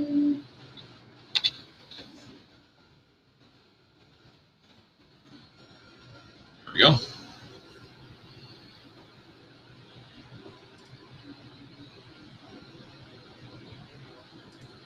And that is the arm guard for the Bando. I'm going to have a bunch of options. I will go back and create one without a bottom here for those people who want just ultralight arm guard, edge protection, that kind of thing. I have, like I said, I have no problem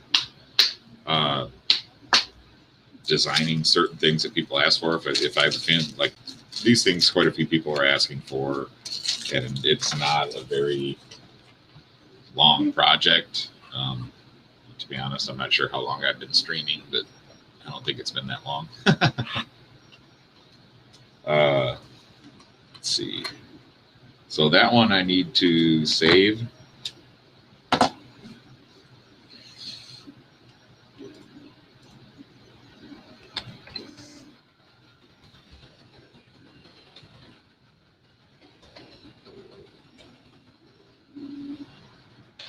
And then I'll go ahead and save that one to STL.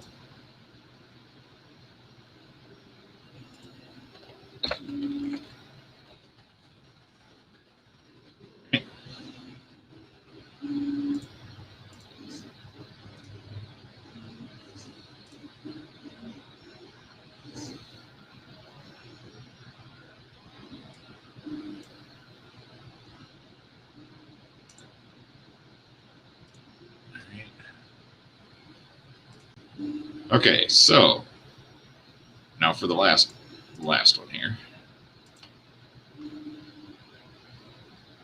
We'll do the same thing on this one. We'll go ahead and extrude everything for the bottom. That's cool. Except our motor hole and motor holes. All right. I want to make sure I get all this included here. All right, so that's where the old one ended, and this is where the new one ended. So it's a little bit shorter. This one I'm going to go -2 because I want it to extrude below the sketch plane. Right. And that's, again, just to make it easier for me to select these to extrude the outers.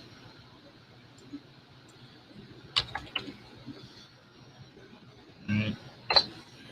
That, make sure they're joined. It's one body, okay. Make sure it did go to the 5.5. And then the top one.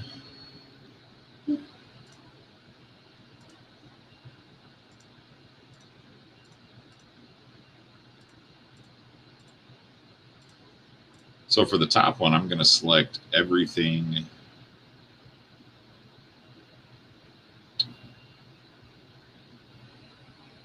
except my motor holes again. I need to change it. Again, if I start extruding from here, it's just going to delete the stuff that's already there, right? So I want to go offset plane, set my offset plane to that 5.5 millimeters that I've already extruded for the sidewall. All right, have that join. The operation here is join, so it's going to join whatever's there. And then I have my arm guard piece. All right. And after that, again, it's just simply rounding, filleting the corners to get rid of any sharp edges you don't want.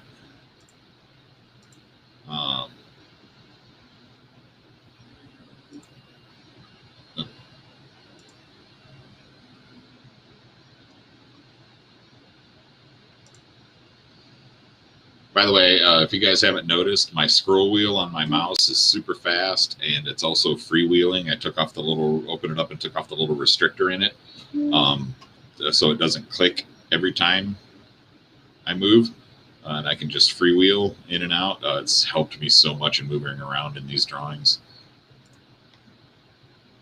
All right, so let's go ahead and go 1.5 millimeters there. Actually, these ones, let's go ahead and go 2.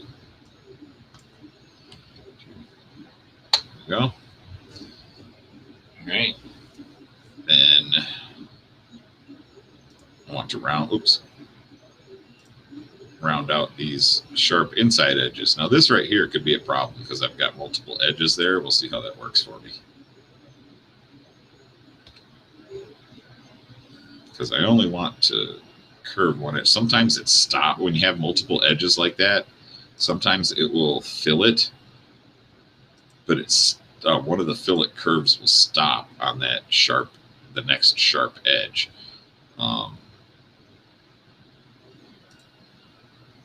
Like I said, we'll see how that works for me here.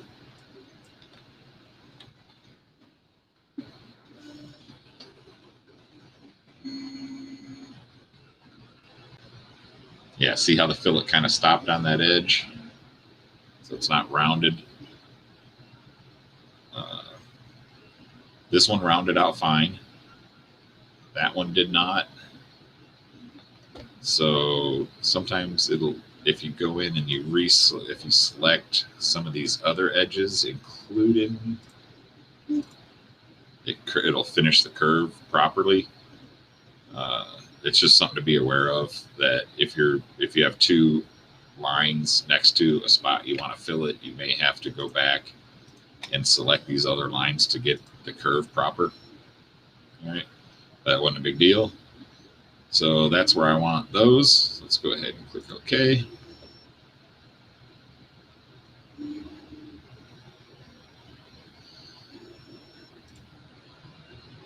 Now I'm going to grab these edges here real quick. And I'm going to go, let's see, I think I'm going to do 1.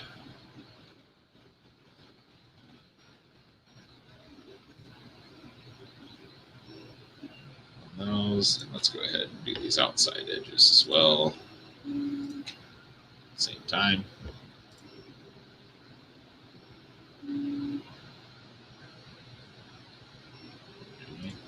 Do the top edge now. Let's go ahead and select tape the chain.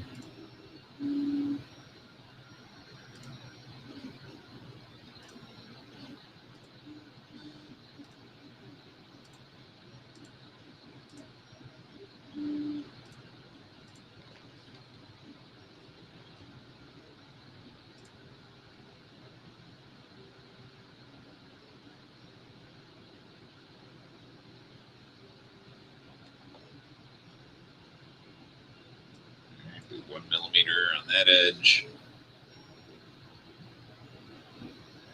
So this is where I need to deselect tangent chain, and so I can only get these like that.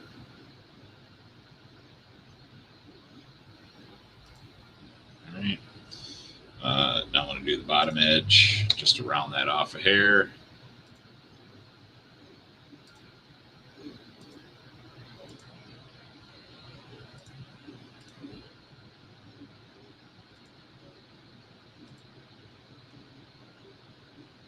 Again, selecting through objects, selecting edges through objects is another thing that I really like about Fusion.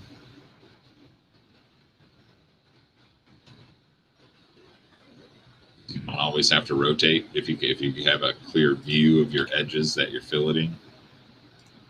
Let's go ahead and do one there.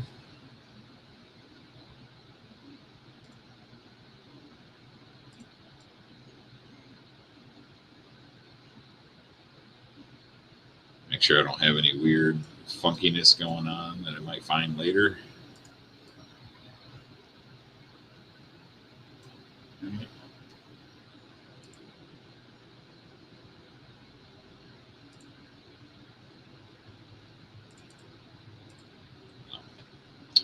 So again, what you guys just saw there was me clicking and nothing happening. So whenever you're on the rotate feature, it actually, you can go over to your menus and select items. And down here, and it'll allow you to click them, and it does its little notes for the hover, but it will not let you use that function. It doesn't do anything. You clicking the button doesn't do anything until you hit escape to exit out of that rotate or the orbit.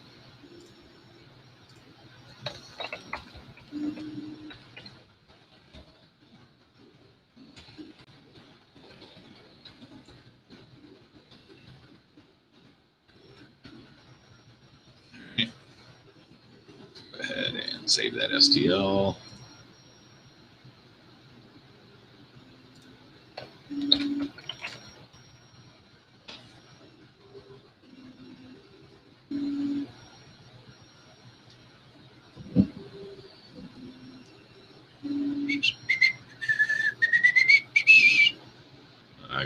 Careful whistling. I don't want to get a Facebook ban for copyright. All right, so that's that arm guard. All right, so now I have a couple of different arm guards set here. Let's go ahead and turn them all on so we can see them. Take that one.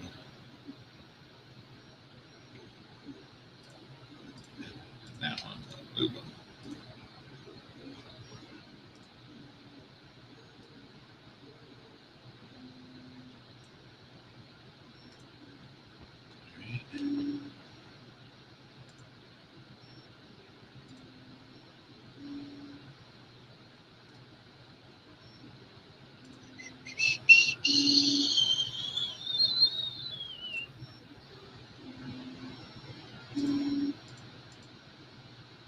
All right.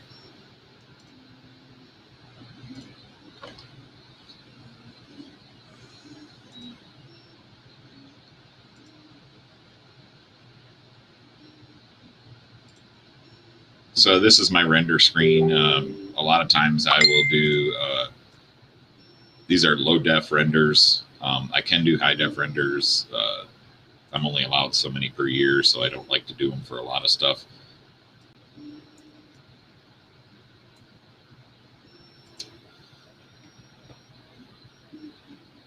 But there is arm guards. All right. If you guys want to stick around, I will do real quick a third set using the same sketches. So let me go ahead and turn off the arms and hide all my bodies here. Turn my sketches back on. Boom. All right. So now what I'm going to do is with what I call a lightweight arm guard. It is a very, how do you say? It's just the outer edge with a little band at the bottom to connect it. Very. Let me see. Here. Here's a good example. So it'll be like this, right? So it's just just the outer edge with a small band to connect it at the bottom. God dang it. That propeller's getting right in the way.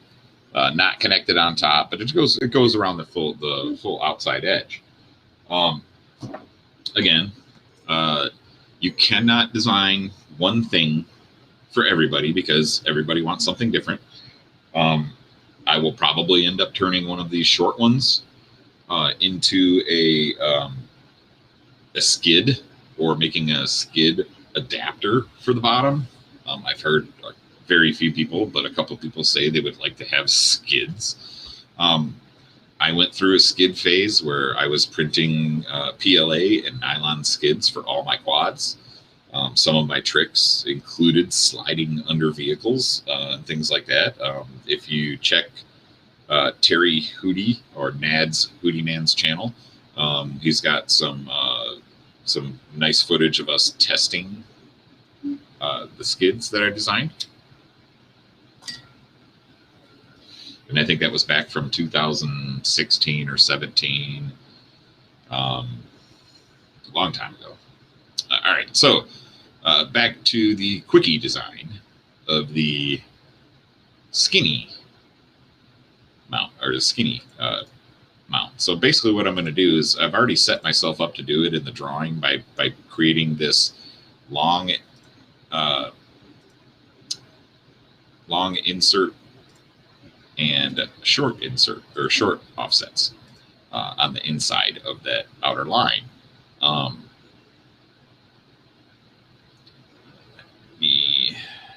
Also, I want to do something else here real quick.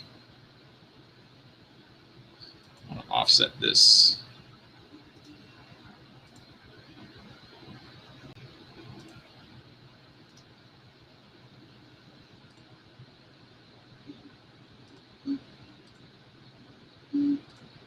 That's not going to let me offset that one. I got to offset this one.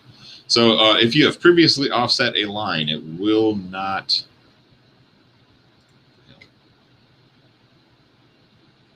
let you offset that line again. Why is it not letting me offset this? There we go. So that's 7.5. I want to go 4.5. Then that should leave me 3 mil. Let's do 4.5.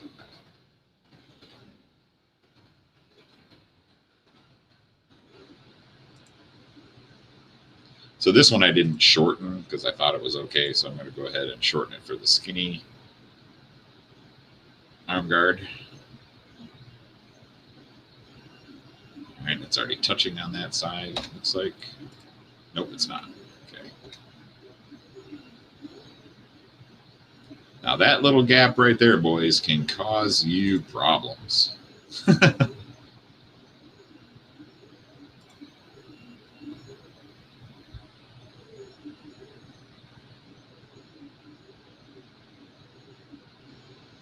And what I want to make sure is I've got these two little blue hash lines in there telling me that that is parallel, or even with the extending the current line linearly. Okay, so now I should be able to select that section in that section. All right, make sure I didn't leave any gaps. And that one, good, okay. COVID. Oh, excuse me.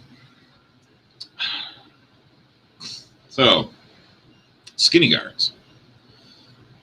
Let's go ahead and finish this sketch because I don't want to be editing that sketch when I create these guards, because it makes it harder to go back and edit the guards if you need to. So I'm going to go ahead and select one edge, press pull. Select all my surfaces that I want. This is going to be the bottom. So I'm going to select all of this area here because I want that to connect on the bottom. It'll help hold the arm guard on. All right. And again, we're not going to select this little motor area that extends into our bottom. All right. We're just going to tell it how much. And again, I'm going to go -2 because I want it to extrude below the surface plane. All right. And it's going to create a new body. I don't have anything else there for it right now. Okay. Once I do that, I'm going to go ahead and extrude my outer edges. And I need to include these because this is what's going to connect to my little tabs that go over the top. All right. So again, my arms are 5 millimeters in diameter. If notice, yeah, okay. So there's this little line here. This is my 0.5 millimeter gap. That's what I put in to space between the arm and the edges. It only equates to 1/4 millimeter on each side, but it makes the fitment better and it really helps lock it in there. Anyway, so I'm going to go, my arms are 5 millimeters tall, 5.5 millimeters high on that one. Okay. And then for the last plane, the last extrude, I am going to go from an offset plane because I want it to start where the edge of my wall ends.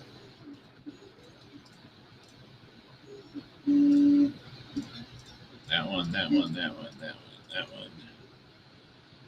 And that one, and that one. All right. If you notice, I'm not including this is where I extruded the bottom. So the top extrudes less than the bottom on the skinny mounts. All right. And I'm going to go 2 millimeters distance again. And then I am going to rotate, oops, back to the top. And this one I need to exclude the little center tabs to make space for the motor wire.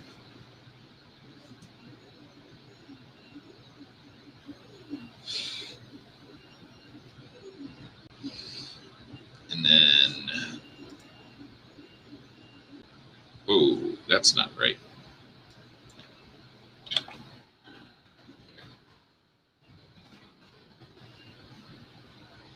All right, now there's my basic skinny mount. All right. So let's go ahead and turn off that sketch because I don't need it. And any of those lines all up in my face really get annoying. All right. So skinny mount for the 3-hole bandeau arm. Same thing. All right. Pull all my outside or my bottom.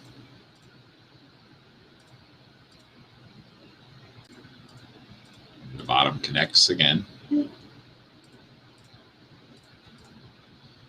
right. Make sure my motor holes aren't being extruded. And I'm going to go -2. I want that one below the plane. Extrude my outer edge. 5.5 millimeters. Okay. And I'm going to extrude my upper edge. And upper edge, I want to include all of this.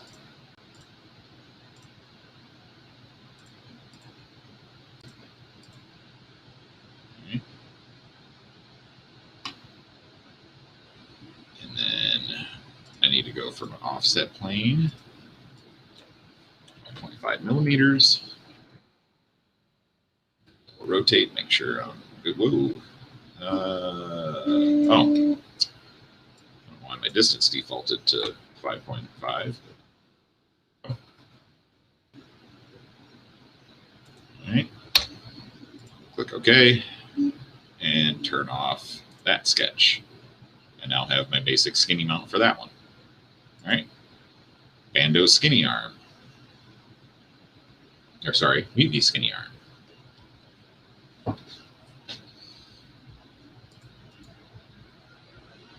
Press pull. Let's go ahead and extrude all of this.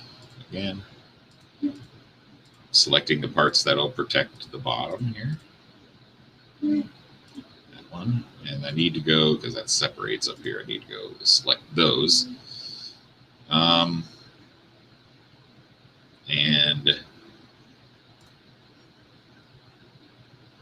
the bottom needs that connector there.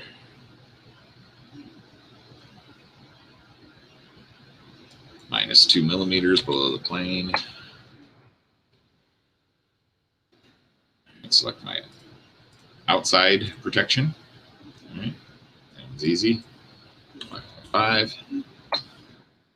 If you guys got any questions, man, feel free to ask in the chat. More than happy to ask any questions. Say hi, let me know you're here. All I see is that there's 2 people here, so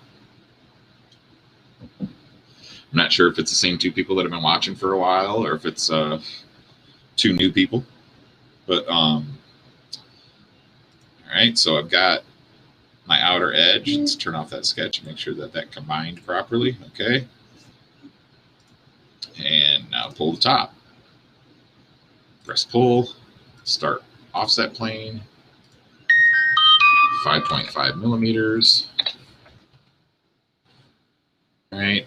We know my distance is going to be 2 millimeters for the top. Go ahead and set that and just go ahead and start clicking on the profiles that I want for my top plane. All right. Turn it sideways. Make sure that it is extruding that up top here. Click OK. And that is basic skinny arm guard. Again, all done with offsets, just using the original drawings. If you don't have the original drawings, there are ways to do it. I don't like showing people those ways because some people use that to copy quads. So let's go ahead and get rid of my sharp edges on the inside here.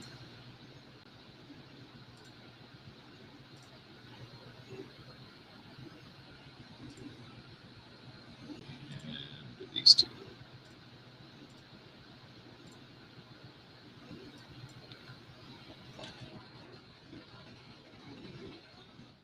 And usually, like I said, when I do my fillets, usually I'll just kind of back and forth with 1, 2, see how far I actually want it to go in before it starts doing funky things. All right, so 3 looks good there. And then I'll go in and do these edges as well. When I do these edges, because they line up with the top edges, it makes it easy to do them together. That one's going to give me problems because I had 2 sharp edges there. And this one's going to give me problems because I have 2 sharp edges there. Let's go ahead and select all those right now.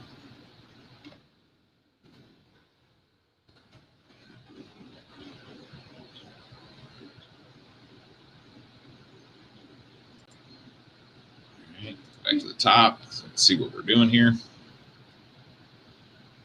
And let's go ahead and we'll start with the 2 and see what that does. So, this one.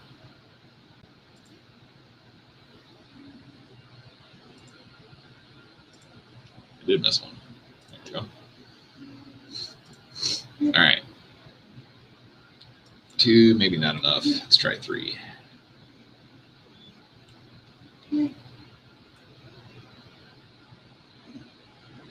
All right, yeah, 3 looks good. So let's go ahead and save that, keep that. And then do my upper edge. Just to smooth that out a little.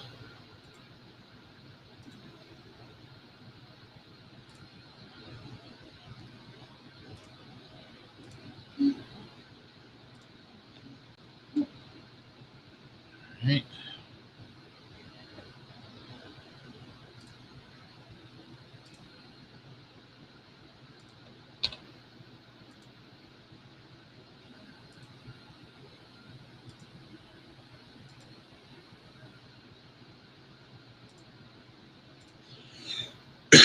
Excuse me.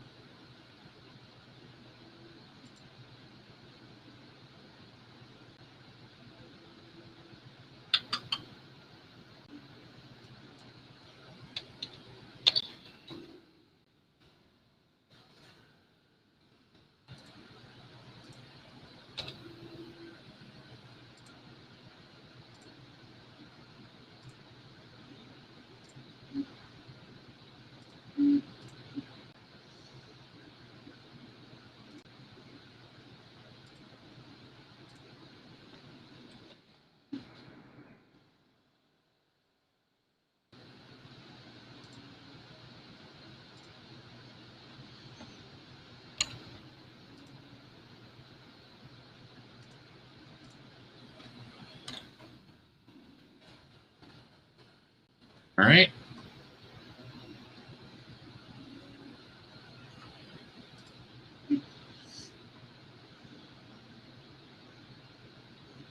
Go ahead and let me see. This is the 3. Let me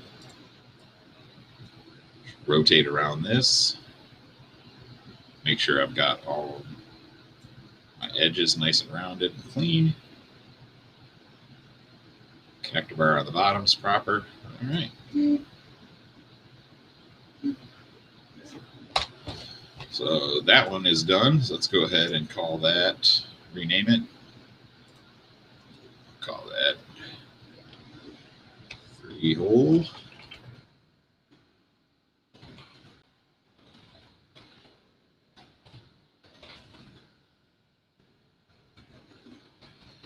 Give me 3-hole guard. What's up, guys? I see 3 people in the chat. Say what's up.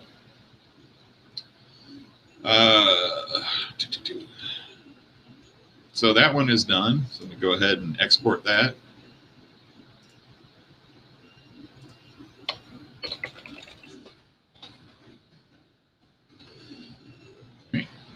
Now let's go to the bando arm one.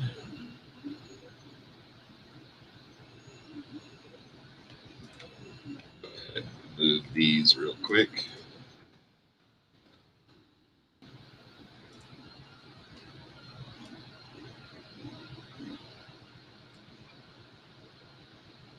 All right.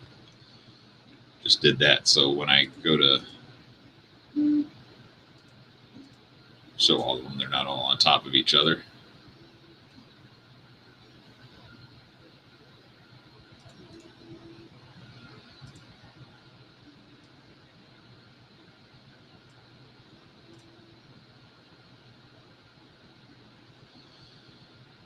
Right.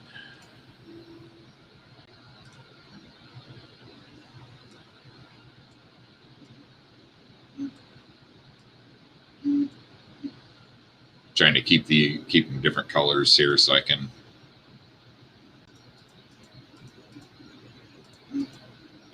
remember which one I'm working on. All right. So this one again needs fillets. So let's go ahead and do that.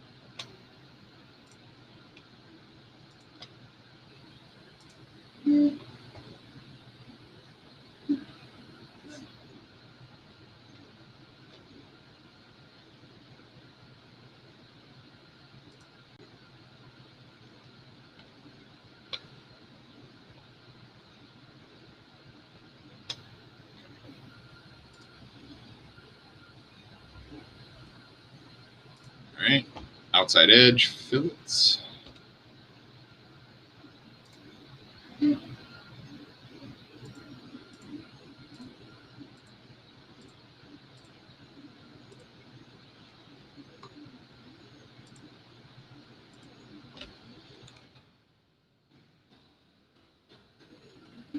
Right. Backside edge fillet.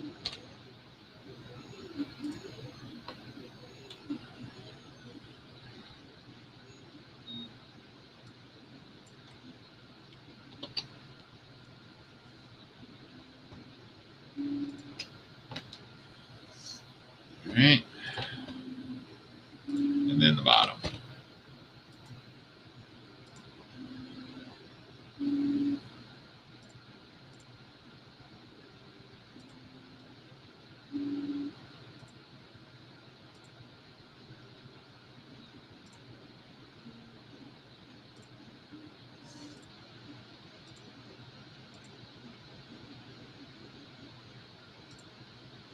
The thing you got to be careful of in selecting through objects is that you don't get the wrong curve. And then just the bottom edge. And then that should be it for this one.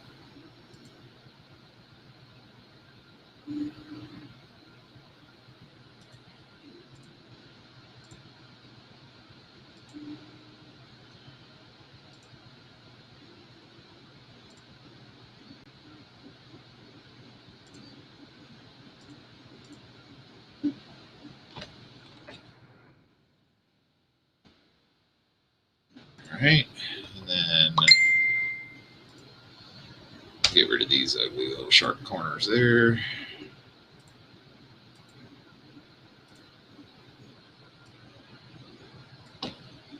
And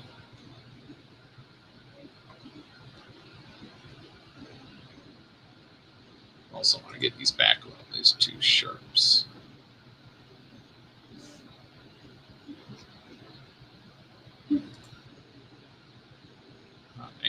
Lost it. There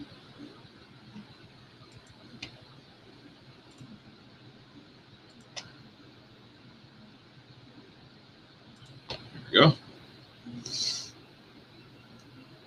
All right, so that one, skinny guard's pretty much done. So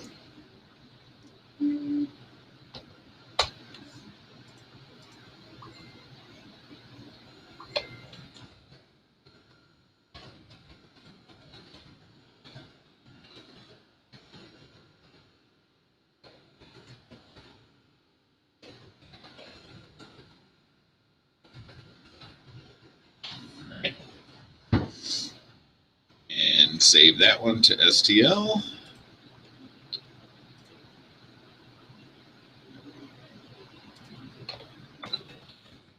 In case you guys didn't notice, I don't have any problem creating. These are all my STL files for the Mutiny here.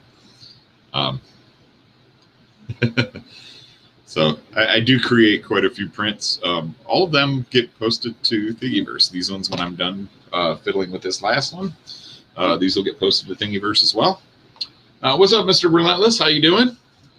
Thanks for joining the stream. Thanks for saying hi. I'm just going through some multiple versions of arm guards to try to satisfy the multiple types of FPV flyers we have out there. On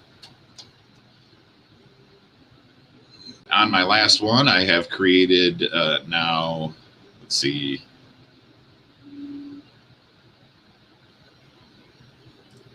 this will be number 8, I believe.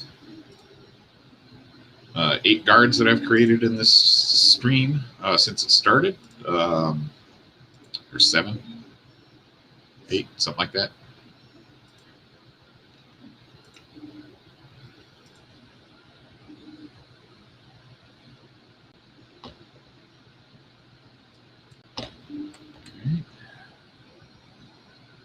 Okay. This is going to be weird because I don't know if I can. I guess I can. Let's see. So I want those deeper.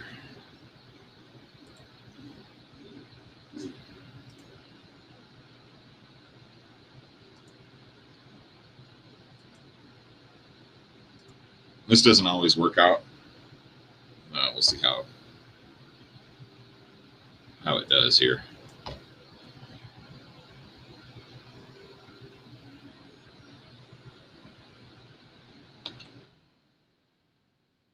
Yeah, see, it's not going to let me.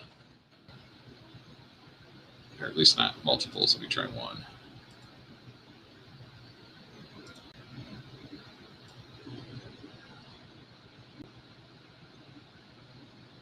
Yeah, see, it's not going to let me do that.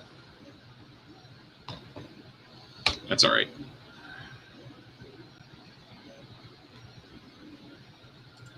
Whenever I do something it doesn't like, it has problems with computations, it gives me that little delay while it tries to figure it out.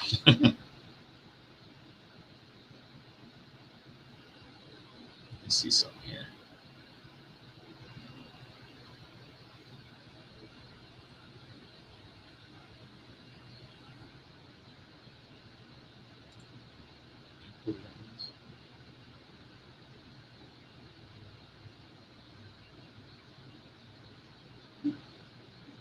Okay, yeah, I did. Okay.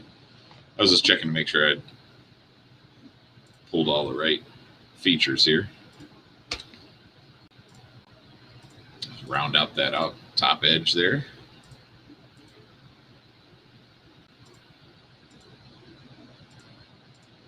Just the outer edge. I don't normally mess with the inside edge.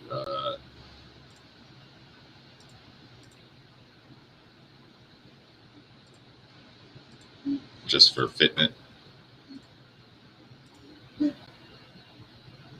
Right.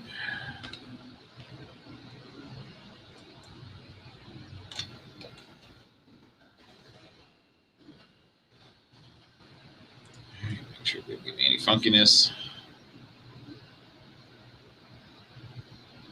Sweet. I don't think I have enough grabbing on. So what I was looking at when I went back to my sketches, I don't think I have enough grabbing on to the top here. I missed one of my targets. Let me see if I can find that here. Let's see. That one is here.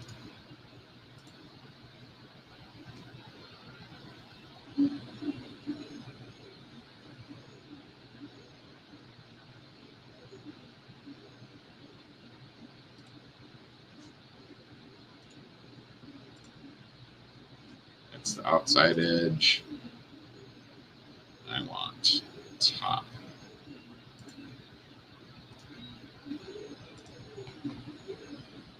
All right. So I did screw up. Okay. I thought it looked funny. So usually I have this extra edge, but it doesn't go into the third notch. But anyway, so I can just fix that by selecting a different one. And then when I get back out here, it's all fixed. So, Mr. Relentless. So it depends on what printer you're looking at. So I think this CR, all the Creality printers I really like. I mean, I have 4 Creality style printers. My first printer was a Creality CR10S. I bought that for, I think it was like $600. Or no, $499. It was $499 when I bought it, and that was 3 years ago. I'm not sure what it sells for now. Let me look it up real quick. So you can get the Creality CR10S for $395 right now. I will tell you, I have had this printer for 3.5 years. I've had to replace one heat block assembly because I was stupid and I was printing PLA and I changed colors and I fed the new color in and I forgot to start the print and I left it burning overnight. So the heat just creeped all the way up that nozzle and just filled it with PLA and I had to replace it. But so it wasn't for failure. The next printer I got was the Creality Ender 3 Pro. I really like the Ender 3 Pro as well. I've had very consistent prints. The only thing I will say is I prefer the borosilicate bed to the flexible magnet removable beds. I have the borosilicate bed with a special textured coating that helps my bed adhesion. So just hairspray and that special coating on the bed works really well. My favorite printer right now is a what's called a D3 Hero IDEX, IDEX, Independent Dual Extruder. I use that thing so much right now. I can print I'll load one file on the left half of the bed for nozzle 1. I'll come up to the thing and hit duplicate mode. It preheats at both nozzles. Hit duplicate mode and then start, and it brings the two nozzles close to each other. And what it does is they sync up the y-axis. So you have two nozzles printing in two separate colors, the same model set. So when I do, for instance, these are a purple set and a white set of my the Mutiny HD mounts. I printed those in the same amount, 2 sets in the same amount of time in 2 different colors on that same print bed. And it has a 12-inch by 12-inch by 16-inch, I think it is, high. Again, I haven't had much problem with any of the Creality printers, except I did buy a Dual 3, which is similar to the D3 Hero, except it uses Bowden, a Bowden tube instead of direct drive. So it didn't work out very well for TPU. Works good for PLA. I do have a new heat break and some longer Capricorn tube to install, thinking maybe that the binding up in the was in the tightness of my Capricorn tube. So I've got a couple things to try on it.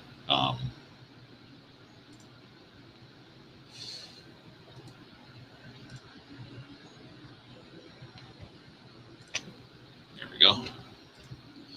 But yeah, like I said, Ender 3, man, I see people print all day on Ender 3s. Troy Nakeen of Quad Standard Labs, he's got 6 of them currently, and I think he's getting another 5 or 6 right now. They are inexpensive. You can direct drive mod them for under $30.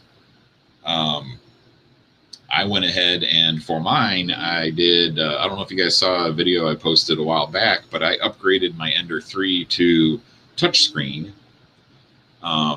instead of the little old knob LCD screen. So my Ender 3 now has a touchscreen. It has a lot more options. It's got a more advanced version of Marlin, so I can do incremental Z steps while it's printing now. If I notice I accidentally, didn't adjust the height, or if I notice something's funky, I can actually tweak Z steps. I can tweak my flow percentages just as easy. Just everything's in a little bit different place, so it took a little bit of getting used to. But that was $100. That one was $56 for the touchscreen upgrade, and it came with the silent driver motherboard. So I got a new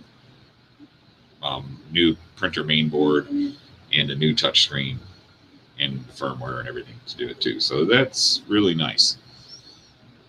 So let me go ahead and try to finish this here.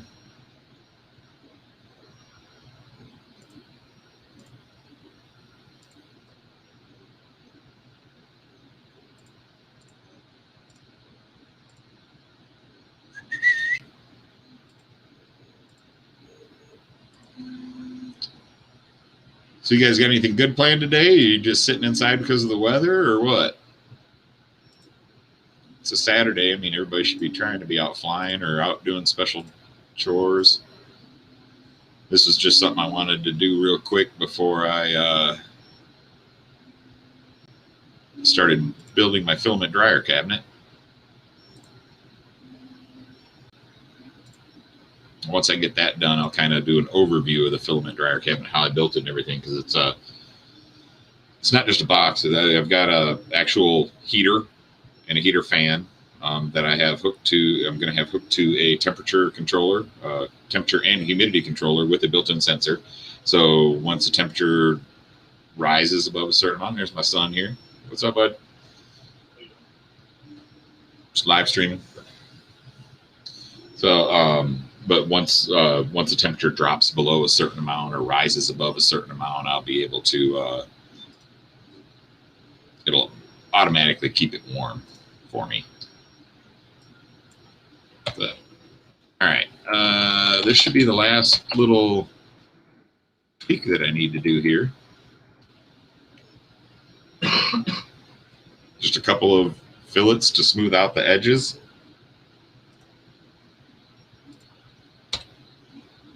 In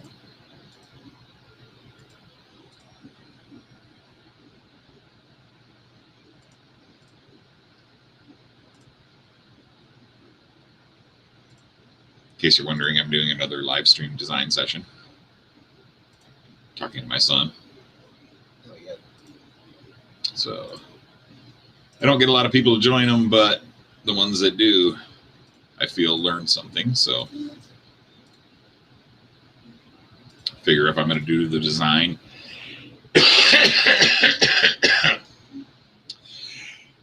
excuse me. If I'm going to do, I figure if I'm going to do the design and it's not going to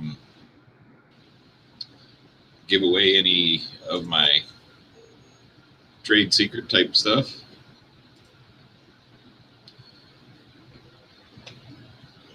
One of these is not, there we go, connected. So, but yeah, I'd love to do a quad design live to give people some info. My biggest concern about that is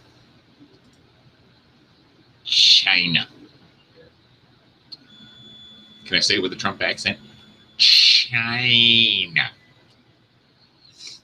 I love my Chinese friends, but they're the companies over there give zero fucks about stealing somebody's design, somebody's idea, or somebody's technology. And that's unfortunate, but we do what we must to protect ourselves. Maybe I'll do an open source design and not give a flip if, China wants to steal it. I actually thought about that. But most of my designs I like too much to let that happen too.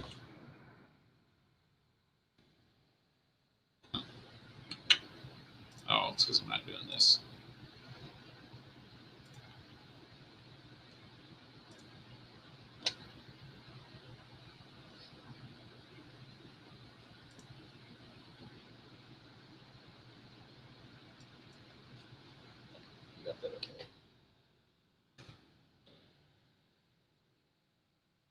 Right. Cleaned up those edges.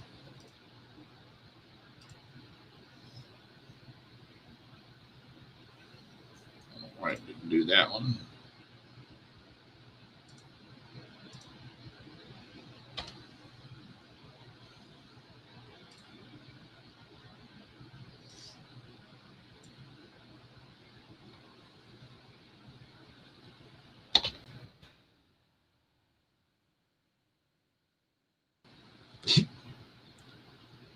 Is there a lot of stuff to fly around at the dump out there, Mr. Relentless?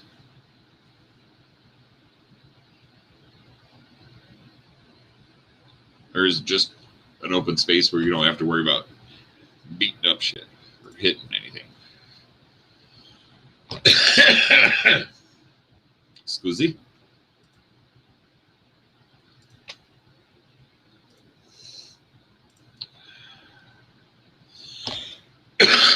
Excuse me. Wow. All right. So where is that bottom fillet? Let's see.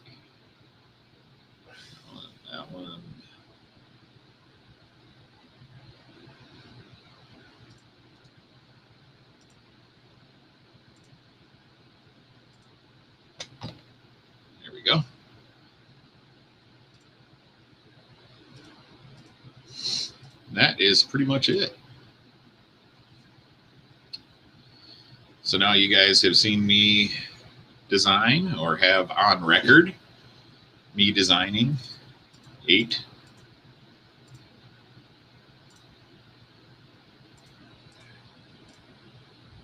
mounts.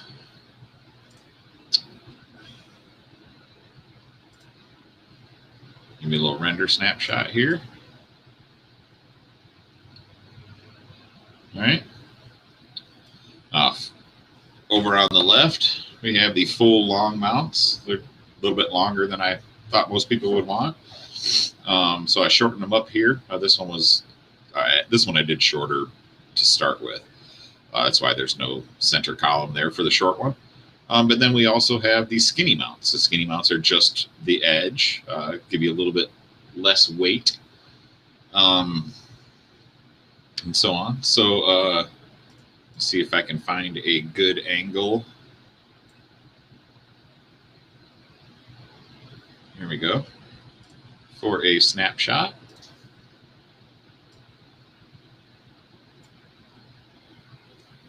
Bam. And then I'll post that to the Facebook group, and I'll post that as also one of the, that'll be the first picture that I post when I put it on Thingiverse.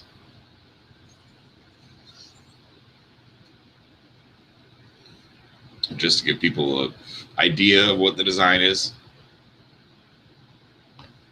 So yeah, only thing left to do is save. Go back to the design plane. Rename this one. So this is formal guard.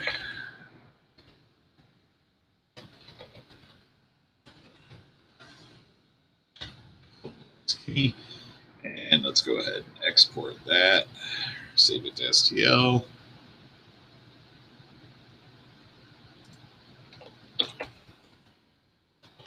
Boom.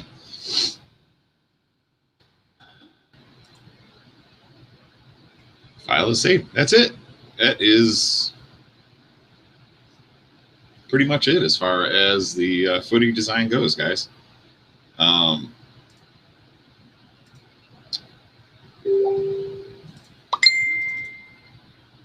So I think I'm going to end the video now, unless anybody's got any questions about anything.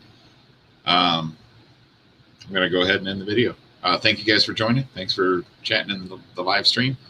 I hope you guys enjoyed the boringness of designing a footy or multiple footies. I hope you learned a little bit about some kind of design today. All right. You guys have a great day. Enjoy your weekend. Get out and fly.